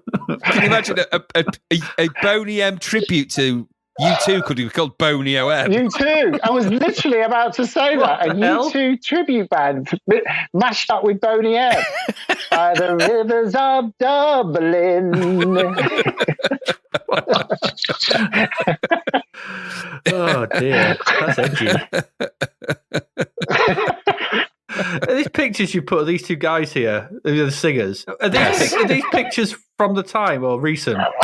No, they're more recent. I was going to say, no wonder they didn't last very long. They don't look very well, especially him on the left. They don't look well. They may have been the one that died. They weren't classically TV friendly. It's a bit like when you see the woman that sang the Right on Time. I mean, amazing singer, and but not the kind of Holloway. Yeah, not the kind of figure at the time that they were going to put on TV and be a front of anything, which is a bit wrong. And wouldn't get away with it nowadays. Which is also the story behind the Meatloaf track, innit? I Would Do Anything for Love, which was sung by a Sunderland woman who just did test vocals. And because they hired her under that, I think it was on the Pop Collaborate and Listen, they were saying that because they hired her under that thingy, they then used her vocals in the final song because they were so good and never paid her a penny. Yeah, because she ended up doing the X Factor, believe it or not. Yeah. She ended up going on the X Factor with that story. That was her story. It's like, how come you can sing so well? And she was like, I was the singer I sang the female parts in, I Will Do Anything Love. Like, oh, that's amazing. Yeah, 3 X's, you're off. Oh, you're not 3. You're too good. Get out. Yeah, you're not. We can't make a sad story about you. You just told it. That's the footnote. Can't remember her name now, but yeah, she was on I think Britain's Got Talent or the X Factor. One of those two. She resurfaced. Amazing singer. How many pop stars have come from Sunderland? That's a good question. Putting it out there. Bobby Sunderland, Barry Tyneside. Barry Tyneside. Yeah, famous. I mean, Sunderland Metal is not an album I'm familiar with. What's his face from Sunderland, or is he Newcastle? Crocodile Shoes. You're going to say Mark Knopfler. No, I wasn't. Who sang Fog on the Time? They must be from around that way. Well, Linda's fan. Yeah, possibly around that way. Jimmy Nail. He's from around that way, isn't he? Yeah. Is he Newcastle or Sunderland? Because he might come around and beat me up if I get the wrong one. Keep me in the face with his crocodile shoes. Yeah, but he's rock hard. Remember, he hammers things in with his face. That's why he looks like that. Anyway, that's the end of the singles. There's no more. There's no more to be had. There's no more to be said. There's no more to be done. Gary, thank you for coming on. Yes. Always a pleasure. Never a chore. For you. I wish you all the best. Yeah, that's true. Just to say, I mean, one thing I would say is that, I mean, we wouldn't be here. We wouldn't be recording this because it was through you that I kind of got to know Graham in a certain way. And also, you were a big part of the whole C64 stuff, weren't you? I mean, I loved it. I loved getting parcels through the post from cracking groups and weird bods and then seeing what was on it. I found a disc the other day in the loft. There was a disc in the loft, the single one disc I have left. And it was something like the sleeve was Adventure Construction Kit for the 64 or something. But it wasn't the slit. It wasn't. And then behind that, there was a single white envelope that had Novaload Maker. What was I doing with a Novaload Maker? Weird. I don't know. Have you seen the film Sinister? No. You should watch out finding strange stuff in your careful with that. Don't play that sort of thing because it'll have some images of dead kids and stuff on it. All my 64 stuff disappeared. Sold off years and years ago, and a single batch of stuff. And I was like, nobody said various demos or something, and Novaload Maker. But yeah, it was great. I actually look. What's great about your podcast is it takes me back to those times, and it's just I'm thoroughly enjoying going through. And listening and taking me back and going back and working my way through all the Zapped magazines again. I might actually go back and try and play some of the games. But just to let everybody know, if they want to carry on with the music conversation, you can get me on Twitter at 52vinyl. There's my Mastodon address in my bio on Twitter. So if you want to come over and talk about music and various things to do with collecting CDs, records, and just generally just chit-chatting, 52vinyl, come and say hello. We'll stick the link to your Twitter in the show notes, of course, as well. Cool. We will. Of course we will. So, yeah. Cool. Well, thanks for having me. That's all right. It's good to have you on. I hadn't seen you for ages. So it was good. It's good to see your sideways face. Yeah, it's good to see you on the old sideways. No one's going to get that, though. They're going to think I've got a silly sideways face or something and look like a banana. No, they're not, because I've screen grabbed it. Don't you worry about that. So it'll be seen. We'll tag you in when I post it on Twitter. Okay, all right. So there you go. Right, so we're going to let you go, Gary. We need to crack on because we've got 4 more shit games. No, it's actually some decent ones. All right. To actually review. Enjoy yourself. We'll do. See you later, Gary. See ya. Have fun. Yeah, have fun. See you later. Have fun. Are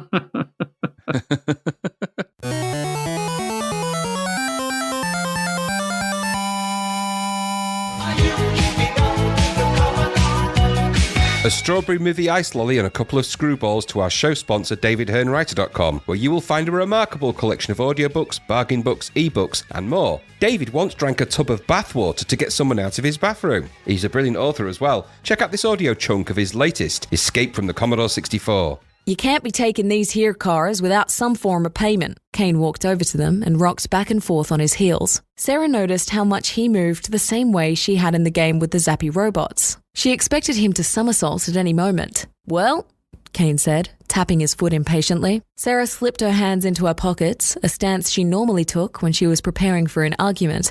Her hands hit something cold and smooth. To her surprise, her blood ran cold and excitement prickled behind her ribs. Her features lit up in a classic light bulb moment. What about diamonds? You see, I told you it was good. Now do you believe me? To grab one for yourself, and indeed any of the other works from David, visit davidhearnwriter.com. That's David, Hearne writer.com. It's as easy as typing in some words. Are you keeping up with the Commodore? The Commodore's keeping up. And there you go. After that, do I need to? After God Lord, I'm all of a flutter. We've had a guest on, and it sent me all over weirdness. Anyway, we've got some more games. We're back into our games. We've got 4 more to get through in this section before we round out. So let's get into them. Our first one is budget release. We've got some budget releases in this part. Our first one is Train Robbers. This was £1.99. 90% this got a silver medal. Silver medal, Graham. Shiny. Not content with the $4,000 bounty on his head for train robbing, Cactus Pete continues his rail-bound thieving, climbing aboard trains, making his way to the safe carriage, dodging dogs, robbing safe, then making his escape while avoiding the chasing posse. Life as a train robber gets increasingly harder as each subsequent robbery adds more challenges to the mix. How many trains can you rob and keep Cactus Pete in the fine dining and cuisine that he has become accustomed to? This was developed by Andrew F. Holdroyd, published by Firebird on their budget label, as I said, for £2. When the game starts, we have a jaunty train sounding tune by Rob Hubbard. It's odd. Which, Very early Hubbard. Which sounds oddly out of place in 1988, resembling more of his tunes from early 85. Things like Action Biker and Thing on a Spring come to mind. That's when it was composed. Is it? Certainly sounds like his original player in action here. What was this? Do you know any background on this piece of music? It's one of the pieces off the final synth sample that he did. I think he did 2 or 3 of those, and it's one of the early ones on them. I could ask the guru, but I'm pretty sure it's off one of those, because there's a couple that sounded very, Western style, for want of a better description, and it's on final synth sample. It weirdly fits, because if it's not composed for that, because it has a, that whoop, whoop, like train sound and everything. He did a series of tunes on that particular synth sample that are themed like a Western. So how did they get hold of this then? Do you think they just rented it off, bought it off him? Or... Probably, yeah. I guess then they just, it was dotted about. It'd been that final synth sample demo that he released had been doing the rounds on CompuNet for ages, so it must be off that. Right.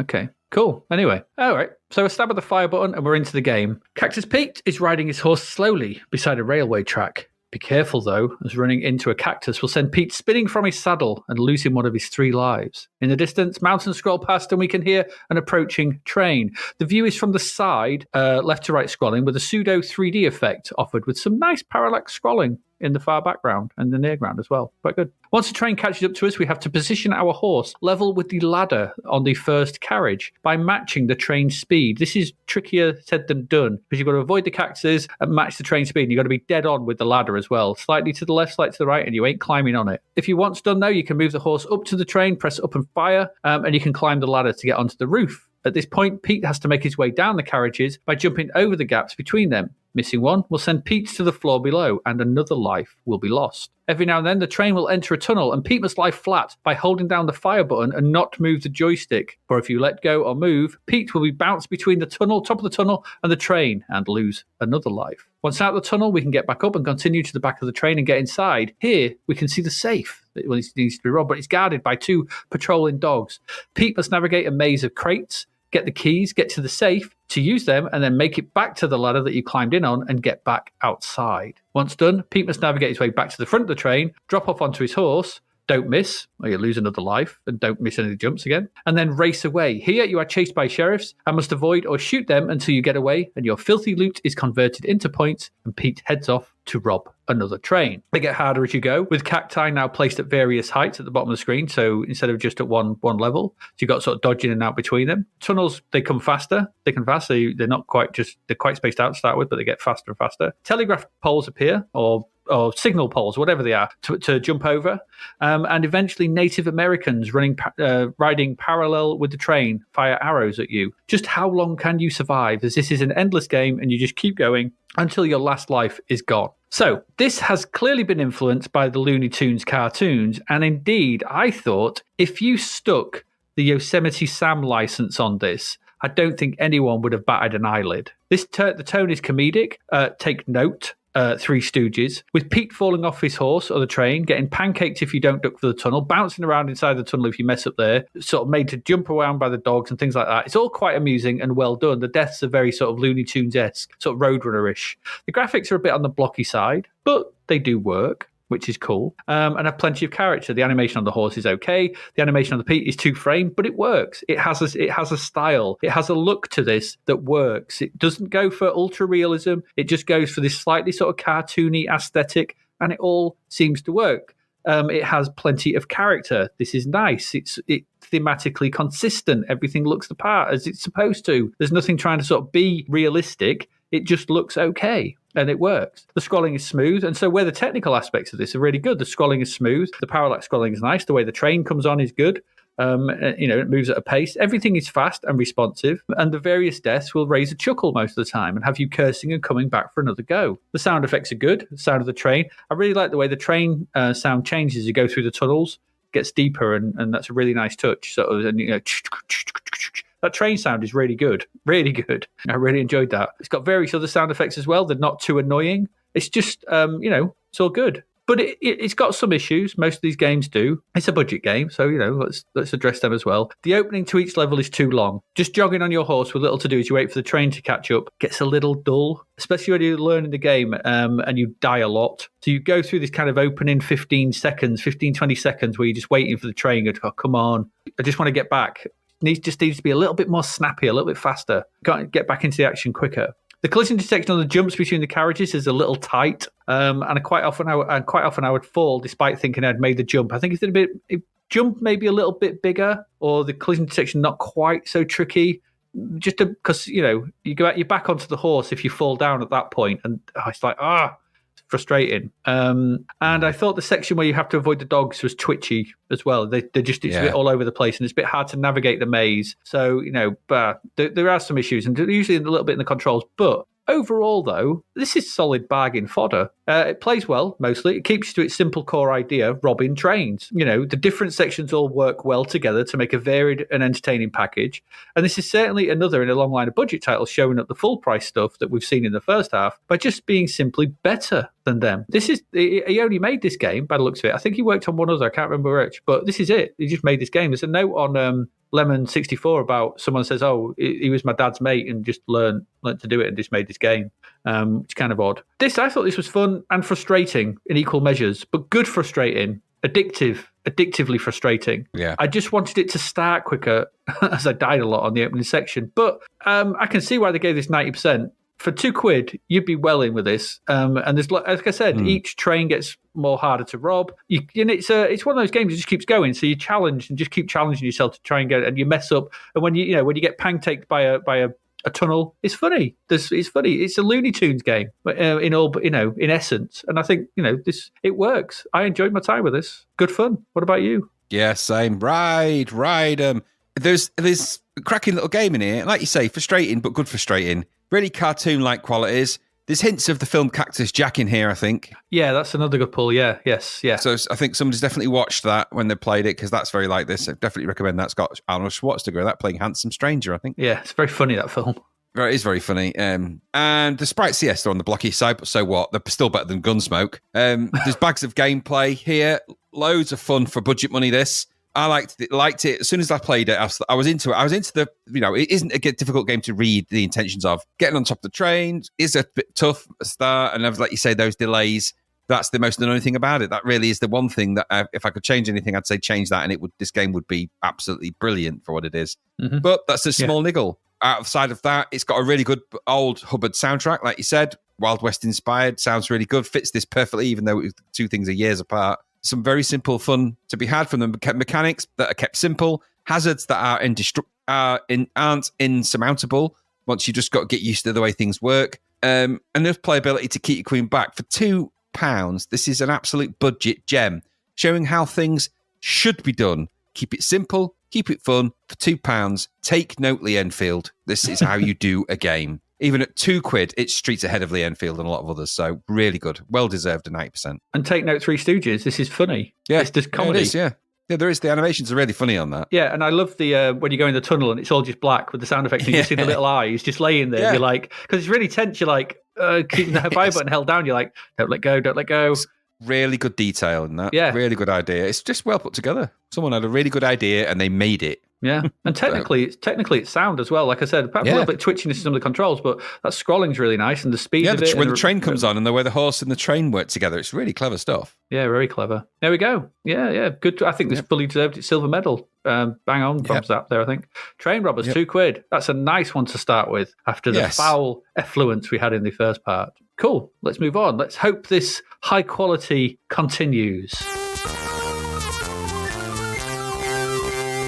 Does it continue, Graham, as we enter Vampire's Empire? God's sake. Right, okay. If I told you that this was developed by Micropartner, which is the same people that made Clever und Smart, yes, that might give you an indication of where we're heading, which road we're going down. Yes, Naff Avenue springs to mind. Shit alley. 20% this scored in Zap. Musician was George Brand. The idea was Rolf Lacamper and Bernard Morel. The program is by Michael Oisey, Jorg Prenzing, and Gilbert Siegmund. The graphics were by Bernard Morel and Stefan Risman. So this is another game that must be lost in translation. Must be. Right, must be, because I'm going to read you some stuff. This is the poem. This is the poem from the introduction on. These are all, what I'm about to go through is all from the instructions. I had to include these because they're absolutely bloody hilarious. Because if either these are written by in crazy, the language of crazy, or that and the bad translation. So the poem is this: O powers of light, hark the prayers of one illuminated. They laughed and made fun of me, and they threw rotten eggs at me. Honestly, this is it. O powers of light, only you know what wrong has been done to me, because he is indeed, or don't you believe? Okay. O powers of light, I have found his lair. I have found the way to destroy him. I have found garlic that smells bloody awful. Honestly, this is the poem. In there? Yeah. Oh, God. Oh, powers of light, please hold your hands protectively over me bald head. This is honest to God. Show me the way for my tottering weary feet and all the rest of the old cobblers. Right. That's right. That honestly is the poem in it. That gets you into the mood. Okay, anyway, and get this. This is also from the instructions. Listen to what I found out about the blood-sucking demons who are generally called vampires. In my early youth, I found, curious as I was, an old book that told of vampire demons. These words turned out to be the right impetus of my feverish brain. Thus, I decided to become a well-known vampirologist. Oh, what a gruesome way I had to go. Colleagues laughed at me, but in a short time indeed, my research threw a bright light on the dark ways of these horrible little sods. That's words from the instructions. What the hell? You won't believe what a rich variety of half-human monsters I found. There are horrible-looking scoundrels with enormous heads who lake delight in frightening harmless dungeon wanderers by shouting obscenities and playing at being windmills. This is honest to God the words. Even worse are handsome blonde young chaps with curly hair who approach unsuspecting people from behind with devious intentions. Beware the extreme desires of these rotters. You will, of course, find lots of other rotters called ordinary vampires, or in Latin, vampirus trivius, hanging around in dark dungeons as well. But the most terrible of all horrors are the female demons wearing lots of practically nothing, who prance around in halls and caverns, showing everybody their great big attractions. And even I had great and very embarrassing difficulties not to submit to their spells. This I shall tell. Of great variety are the temptations and dangers that face the researcher who dares to enter the vampire demon's realm. Until now, I've only found one means to put off the horribles: garlic. If you hang up cloves of garlic in hallways or rooms, it will stop the unholy. And if you throw a clove of garlic and hit one of the horribles, amen. But ordinary garlic will not stop the most horrible of horrors. Yes, you guessed it. I'm speaking of the fearsome Count Dracula. Horrible beyond description.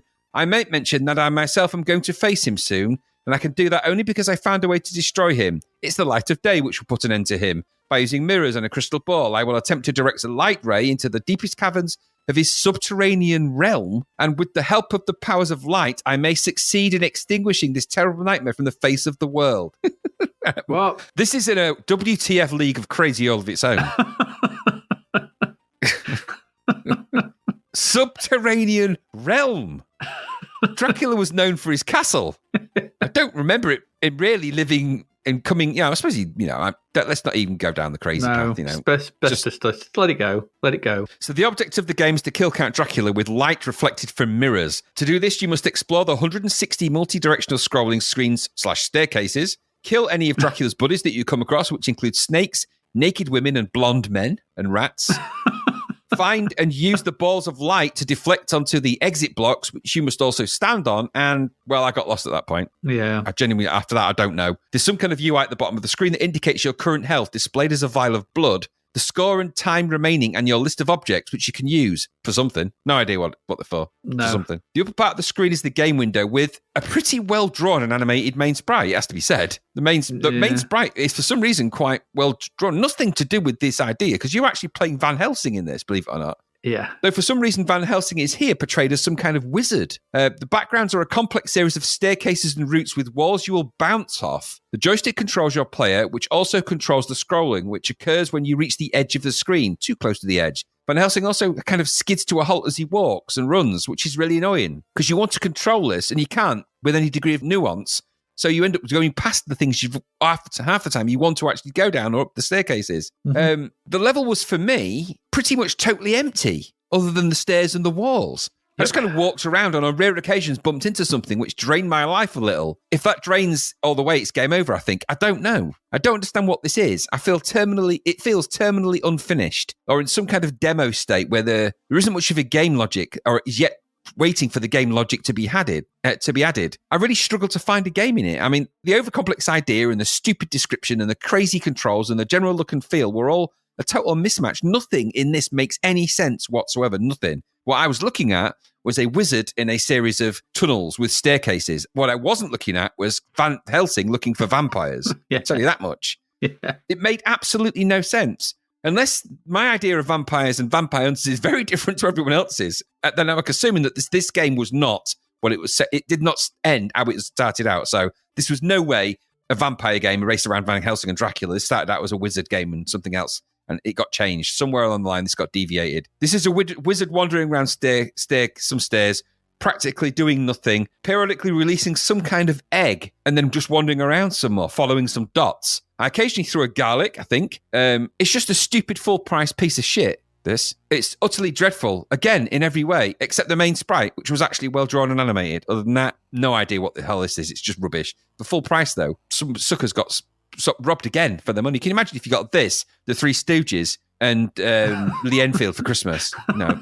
Jeez, what a triple whammy that would be. I mean, what did you make of this? Gah.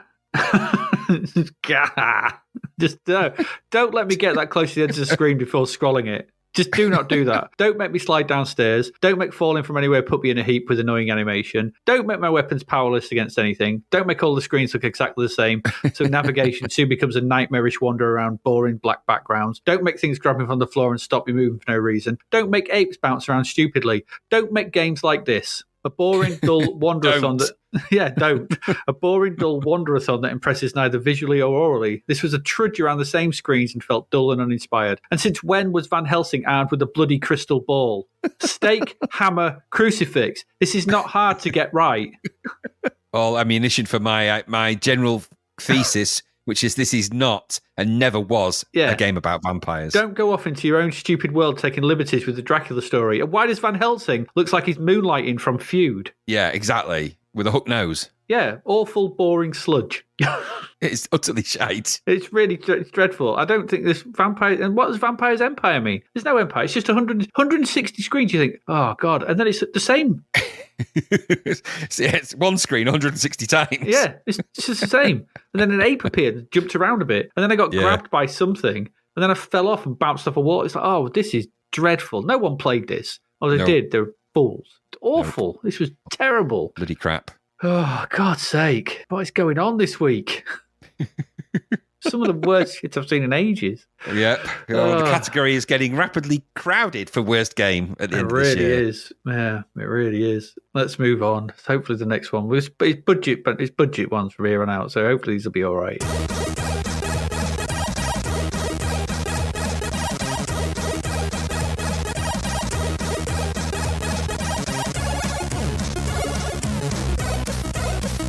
Subterranea, subterranean chasms. And speaking of subterranean chasms, we're now into Subterranea.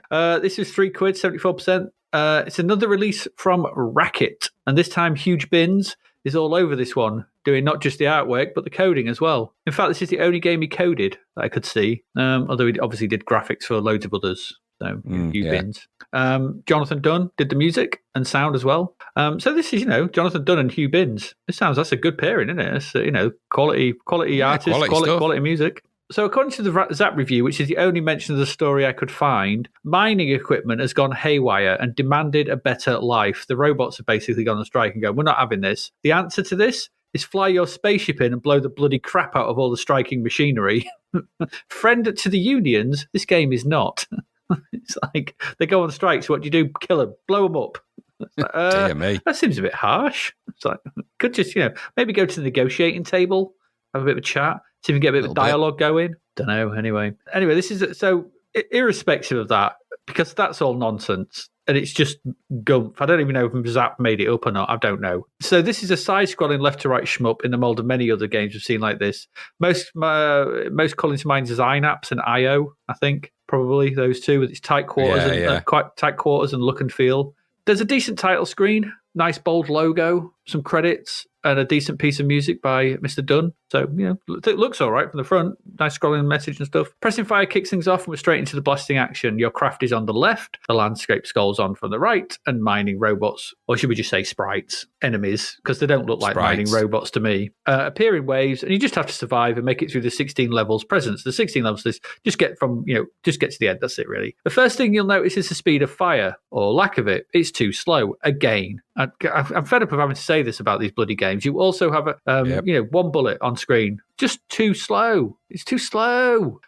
This is exacerbated actually with something that comes later, which I'll come up to. You've also got, for the opening section, a shield spinning around you as well. That's a nice touch, because should you die, at least you get that back. The UI at the bottom of the screen shows your score, the level number you're on, the number of the level you're on, the energy left in your shield, because as soon as you come on, it instantly starts to count down. So you can see how long you've got that you're invulnerable for. So that's quite handy.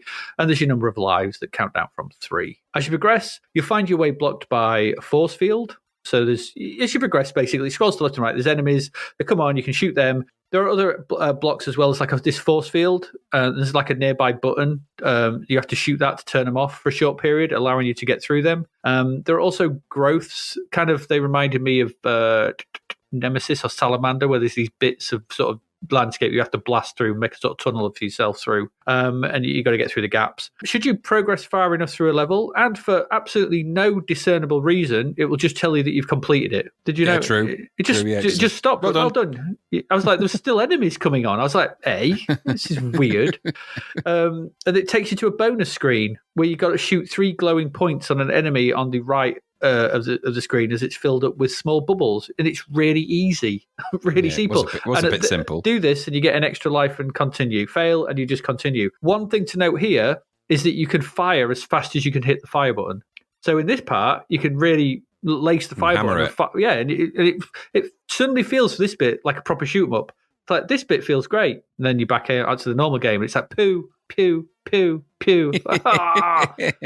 No, doubly annoying that you can't do this in the main game. And that's about it. Levels float by, end sequences are done, and you'll probably die a few bits. There are no power-ups to collect at all, so there's nothing. There's some enemy boxes in really awkward places, and they turn your shield back on. There's no bosses to speak of. Just these sort of mid, end sequences where you got to try and kill this thing or hit these power things and get an extra life. The levels look great. The graphics are really nice. Some of the later ones are really smart. It's usual high quality from Huge Bins. The game feels incredibly lackluster and dull to play. It feels unfinished, like it's about 80% done and awaiting the final pass to add in the bits to really lift it up. It reminds me of Tanium. In that the base here the base is here for a decent shooter, but it's been shoved out the door too quick. The presentation on this is great. Good visuals, good front end, great sound, and you even move quick enough so that, I've got no problems in any of that. That's all good. We've said so many times that you move too slow, you fire too slow. At least here you can actually move around stuff.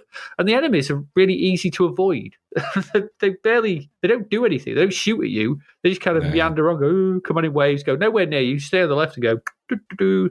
You don't really have to do a lot in this game. It just feels really flat. If you gave this some Nemesis-style progression, like a few extra weapons, tweak the enemy waves a bit, had them shooting at you or being a bit more, whatever, tune up the collision detection, it's a bit off at times, and, make those end screens into bosses with a bit of tweaking, which you could have done. You transport it to a boss bit and you're shooting them for a boss and they're shooting at you and stuff like that, and there's a bit, something there. I think you'd have a decent shooter here. It's that last 20%. It's just missing, where all those pieces could have been added to really lift this. As it stands, we just have a boring, cheap, good-looking shooter. And boring, I think I've said this before, should never be an adjective used to describe a shoot 'em up. Not ever. You should never be bored in a shooter. Not ever. Shouldn't happen. No. You should be waiting with anticipation, but you should never be bored playing it. Yeah, and that's the problem with this. And so it's almost there, this 74% they gave it, which I think is probably for the visuals and the sound, probably, because it's £3. All right, fair enough. I get it, but it's frustrating because, I think there's a core of a decent game here. It's just missing the end. Someone said, "Oh, we need to put it out." Oh, but I've got all these plans for it, and they're going to come in now. And you haven't got time. Put it out, or maybe this was all that was made. I don't know, but it feels unfinished. That's what I thought. What about you? Same, really. Some nice background and sprite graphics here, but they just couldn't either malfunctioning and a buggy shoot 'em up. Really, half decent presentation, demo like really at the beginning with that big scrolly and all that. Then into the game, which is kind of a badly engineered side-scrolling shooter with doing nothing particularly interesting. It does have nice graphics. There's no denying that. They look really nice, and it plays okay-ish. Enemy patterns seem the same over and over again. They're not very challenging. Backgrounds become somewhat impossible to navigate, really, at times, because they really are quite, tricky to navigate. Some of the areas you needed sort of bigger trigger switches because you have to shoot the trigger switch to sort of open the door. But that's just part of the way the game works out. It is quite bitty in that respect. The levels just seem to end, like you said. Just end. Level ended. Oh, okay. Just getting into that. Yeah, it's still scrolling on, isn't it? It's still coming. Yeah, it's weird. It just ended. And it ended weirdly. It got to like a door I couldn't get through. I'm like, am I going to die? Or is it going to, it just went end of level. Anyway, you get to the bonus screen, shoot the dots in it, really, that. But at least you can shoot them fast. 16 more levels of that. Didn't capture my interest. It's okay. Controlled okay. Nice graphics. But in the end, it felt incomplete. Very buggy. Well, not very buggy, but buggy enough to make me think something's not finished here. Yes. And underwhelming, even for £3. Tanium had similar problems, as Steve's rightly pointing out. So, yeah, but a little underwhelming. Another budget shooter that, with a few tweaks, could have really been something, I think. This had a really nice look and feel. But, and the sound's good as well, music and everything. It's just not finished. Quite there. It's not finished. It's not. It's not. And all those like the buggy, the tweakiness, I think give it an extra month, could have ironed all them things out and added in some bit of play testing. Because it seems like as well, it seems on the UI, the score's massive. It's like this. It's almost like there's a gap on the UI for something, like some kind of power ups or something in there. And it's just not there. Weird. Yeah, strange one, this. But yeah, never mind. Anyway, there's Subterranea, £3, just not finished. Shame, really. Let's move on. We've got one more left.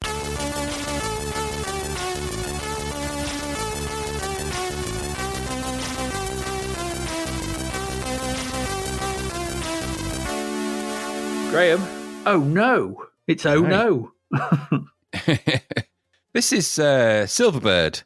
Yes. Silverbird release of Sensible software. It is. So Chris Yates on the programming, code, sound duties, John Hare on the graphics. So 80% this scored in Zap. It's a good old-fashioned 360-degree scrolling shooter, this. Very simple.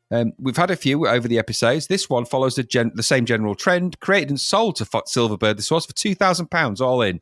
This game didn't sell very well, apparently, but was released as a breather after Shoot 'em Up Construction Kit. Can see why. It was somewhat based on the 1980 Cinematronics arcade game called Rip-Off, where you need to stop enemy tank poachers from stealing your precious triangles housed in their pen by shooting them with your special tank. That game is played in a top-down view and is all vectors. You can go and check that out on YouTube. We'll put the link in the show notes. What's it called again? It's called Rip-Off. Oh, never heard of it. by a 1980 Cinematronics arcade.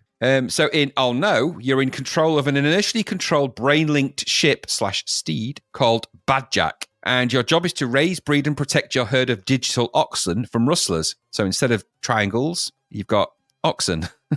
Yeah, it's very odd. Anyway, the oxen are here presented as quasi-religious orbs, that's how Zapped describes them, that roam around the 8 multi-scrolling worlds. This is all set in the year 1 million AD, and you are equipped with a laser and a boomerang weapon with which you must protect your oxen. Every so often, a parent oxen will appear, and when you destroy that, it creates a new baby oxen. When you have cleared 9 alien waves, you're on to the next world. If you lose 5 of your oxen to the poachers, it's game over. That's it. That's the logic of the game. Nice and simple. Yep. The game is played top-down, so in a similar way to the arcade ripoff, but it's played top-down with unusual sprites and kind of strobing backgrounds, referred to as shit by Chris Yates and John Hare in their Sensible Software book. That's what they describe it as. They never saw these things as anything other than exactly what it was. This was just $2,000 in the pocket, very quick kill. The main window is the 360 scrolling game, with which your ship scoots around constantly on the move. On the right is your UI that indicates the zone you are currently in, your radar view, the number of oxes you have, and your score. I guess you describe the style of the graphics as more on the easy-to-draw side of sprite design, but they kind of work in the context of what it is, being a budget game and all, and it all moves around really nicely. No problems with any of that. One thing you can say about this game, however kind of strange it is that it works. There are no bugs. It is polished. It is finished. It's just very, very simple. But it's £2. We've spoken to John here about this, and he sees these games, and rightly so, as they were just £2 games. So you get what you get for £2. This is two quid's worth of sensible software. So that's what it is. I think there's some interesting design choices in here. In the sensible book, he describes a couple of these things about the game, how they balance this game. Your ship is invulnerable in this game and just bounces off aliens, and your boomerang weapon is actually a more simplified way of killing your enemies, meaning you require less specific aiming. They did that to try and balance it out a bit. So that's kind of how you do it, kind of how it works, really. So it's less about you being punished with collisions and bumping into things and more about keeping those pesky oxen around, which is kind of a clever way of controlling the action. With those additions, what is here is £2 worth of scooting and blasting with a weird, sensible style twist, and I quite liked it, I have to say. You can't really moan for the money. But what's apparently it's not one of their best sellers at all. In fact, I don't think they made any money off it whatsoever, apart from the $2,000. I don't think it sold many. It even says in the book, we know this didn't sell. Nobody bought this. It was the one that nobody bought. But it lives in the gap between Shoot 'em Up Construction Kit and Micropro Soccer. It's playable, anarchic fun, doesn't take itself too seriously at all, but still delivers on its central premise in a polished, simple way. I quite liked it. I think 80% is probably about right, actually, for what it is. Surprised it didn't do a little bit more business. We've had a lot worse 360-degree scrolly shooter games that were tried to cram in far too many features and didn't work. This is actually as simple as it gets. It's a cattle rustling game, essentially, a cattle herding game. And until I saw the rip-off Cinematronics arcade on YouTube, it never. As soon as you see that, you're like, that's exactly where they've got the inspiration from. You can see it straight off the bat with that. They even say so in the book. I liked it. It was good. What about you? Yeah. Same. It's another budget release to cleanse the palate from Sensible Software, and this is very enjoyable indeed. I didn't know the rip-off thing. I thought there was some kind of multi-directional scrolling Defender. That's probably hints of that as well. They were very influenced by arcades. Yeah, it's like the aliens coming along and nicking the people and then take away, and you have to get to them and protect them and save them. I thought that and now once you figure that out, it all clicks into place. Because at first I was like, oh my God, what the hell is going on? I didn't know, but it didn't take me long took me about 30 seconds or a minute to figure it out and go, all right, okay. So whipping around as a teardrop, because I don't know what you were, like a teardrop. Shooting all kinds of weird and wonderful aliens to try and steal your oxes is fast, frantic, and fun. The presentation as ever with Sensible Software is top notch. The music throughout is unusual and good. It's Chris Yates, isn't it? Who did the music? Yeah, he did it all, yeah. Yeah, it's really interesting, quite interesting, good music in this as well. I liked it. The in-game visuals are sharp. Everything moves smoothly at a fast pace, and the high score table is odd and funny with a really well animated snake. Yeah, it is. Well, everyone raves about that particular thing about that. It is really well animated. It's a really well animated turning snake. It's really unusually overly, but really smooth and nice. It feels like a game that Minter might have made, I thought. But this gets the balance right between odd and playable far more than anything Minter has ever done, in my opinion. I've preferred this to any Minter game I have played. This is better. If they were emulating Minter, and I probably think that there's some elements of that in their style, they got it better. They did it better, in my opinion. I agree. I really enjoyed this and found some sorely needed blasting action here after some of the dross this week. This was a nice thing to have at the back end, just to sort of brainless blasting, same. And I like the way that the map, the way you would play it, because the map's just a map, but you see the dots of where your things are, and then they're getting tricked away, so that you'd be focusing on different areas of the playing field, and you'd be trying to sort of herd them to keep them together so you could stay in one thing, but then one would get taken away, and you'd be like, oh crap, we're trying to get over there, and then another one would get dragged away. That sort of mechanic and the way that plays out, it's really good. I'd definitely play this again. I really enjoyed this. Thought this was great. One of probably the best we played this. Maybe Train Robbers. This and Train Robbers are standouts this week by a country mile. And the fact that they're both £2, crazy mad. But yeah, I enjoyed this. I didn't know what to expect from this. I knew it was like one of their cheap budget ones. Like what was the other one? Galaxy Birds. Yeah. Yeah, this was fun, but it looked. I did think that at first I thought they'd probably drawn the sprites with that whatever they'd created for Shoot Up Construction Kit, because they look like the sprites in there. So why would you not? You built that routine, but I don't know. Maybe they didn't. Maybe they did. But it's really good. Oh no, good game. Don't know why it's called Oh No though. No idea. Who knows? Because it's not Get Off or whatever it was called. Yeah, probably Rip Off. Yeah. Oh no. Yeah, good stuff.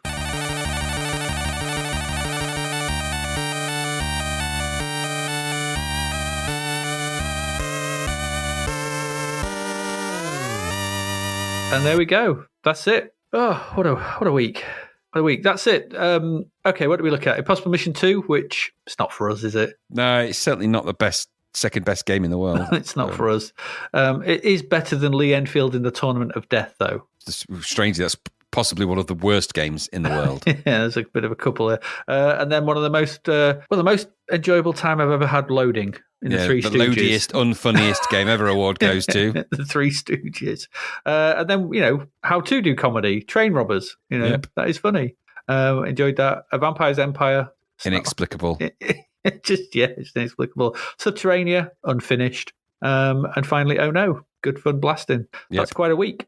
That was quite a week. And obviously, so bloody hell. What we got coming up next week? Let's hang on a minute. Let's first. If you want to support us, it's not much to say on that. The rest of those games, what they are. June is turning out to be. Let's hope next week is better. But if you wish to support us, if you want to keep us going, you can do that. I'll just quickly say, you can do that by going over to our Patreon, and that is patreon.com/Zapped to the Past. You can join that for £1, which is greatly appreciated. Or you can get the full fat experience, get the episodes early, get access to bonus stuff when we do those things, get access to our Discord server where you can ask us questions for our Ask the Podcast releases when we do them. You also get the episodes are ad-free as well. So if you fancy all that, then you can head on over. That's £4.50 or your local equivalent, and sign up. It's a good little community growing there, and come and have some fun over there if you wish. And that helps us out, obviously, because it keeps us being able to pay server costs and recording costs and all that kind of stuff.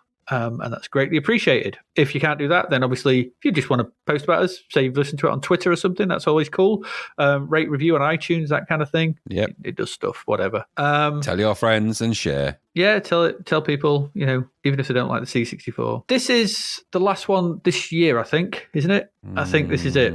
So this is it for Christmas. So we're going to take a couple of week break. I think it is. I think episode 92 will be. 91 is. This is it. This is it for this year. So this is this is releasing. When are we getting this out? Let me just check on the calendar. I should know. So yes, this is releasing. If you've listened to this, you just got this on the 19th. So we're taking a couple of weeks break. We'll be back in the new year where we'll carry on. We'll carry on as we get into episode 92.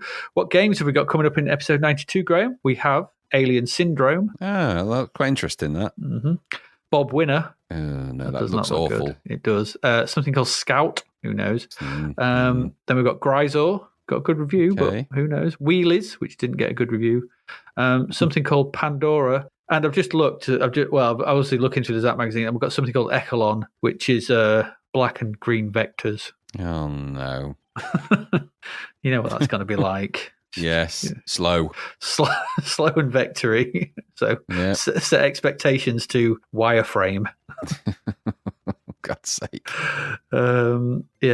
There you go. It just remains actually just to say thank you, Gary, for coming and joining us for this Yes. special episode. This was, like I said, this is our 100th release. It is episode 91, but in between releasing other stuff, C16 special, the Ask the Podcast and all this stuff, this is actually the 100th episode that we have recorded. So it was really nice to have you on. Your knowledge of music and ever is, you know your stuff. Yeah, absolutely. Yeah, he still stinks of brown sauce, even from here. He does. And they were still booing him when we came on. And I've always said that his life could do with a giant squid or two. Definitely. Yeah, it really could. So, but no, thank you, Gary. Thank you for coming on. It was good having you on. Maybe we'll get you on again for episode 200, when we've cleaned out the smell. Yeah, those wounds run pretty deep. Indeed. That's it. I don't know. It's been Lee Enfield. No, I don't want to think about it anymore. Between that, I'm still haunted by the loading of the Three Stooges. Mine's still it's loading. It's going to haunt me for a while, that one. Mine's still going. Still it's loading. Just that moment when they start walking, I'm like, even now thinking about it puts me on edge. And it's like, no more of the walking, please. Just no. I found $200. That stupid music. Oh my God. It was awful. Awful game. There we go. I think that's it. Should we go? I think we should go. It's time to go. All that remains is to say, have a good Christmas, have a good break, have a nice New Year. We'll see you in the New Year, or whatever holiday it is that you are celebrating. Happy holidays, yeah. Yeah, have a happy holiday if it's not Christmas or whatever it is you're up to. Please, listen to us. If we cheer you up over that time, then that's cool. Drop us a line. You can do. Grab us on Twitter, we'll be about. But yeah, we'll be back in the new year with episode 92. And yeah, so that's it. So have a good break. We will have one too. We'll see you then. As ever, I have been Adrian Mills. I have been Graham Ruddings. And you have been listening to Lee Enfield in the torture of loading with the Three Stooges. The Vampire's Empire. God. Surely next week, no, 2 weeks, or episode 92, it has to be better. It can't be worse. It can't be. Yeah. But we've said that so many times and been proven wrong. No, hopefully not this time. So yeah, have a good break. We'll see you in the new year. And goodbye. Thank you for listening to the Zapped to the Past podcast. We hope you enjoyed our deep dive into the world of Commodore 64 games, as well as the music, films and TV from around the 1980s, driven, of course, by the issue of Zapped 64 magazine published at that time. We will return with a whole new batch of games and stuff to talk about next week. Until then, if you want to listen to or download previous episodes of Zapped to the Past, and why wouldn't you, they can all be found on our website at zappedtothepast.com, as well as being available on Podbean, Apple Podcasts, Google Podcasts, Spotify, Deezer, Audible, Player FM, and well, pretty much anywhere where we can upload them. By the way, we do always love to hear from our amazing listeners, so if you'd like to contact us about anything in the podcast or beyond, you can do so by emailing us at zappedtothepast@gmail.com. We're also active on Twitter under @ZapTother, as well as Facebook, Instagram, and most social media platforms. Just search for Zapped to the Past and you'll find us. Oh, and if you like the podcast and what we're doing, please do like, share, review, rate us. It really helps. Something. Apparently. The Zapped to the Past podcast is written and produced by Adrian Mills and Graham Ruddings, and recorded at Flaky Bits 2.0 Studio.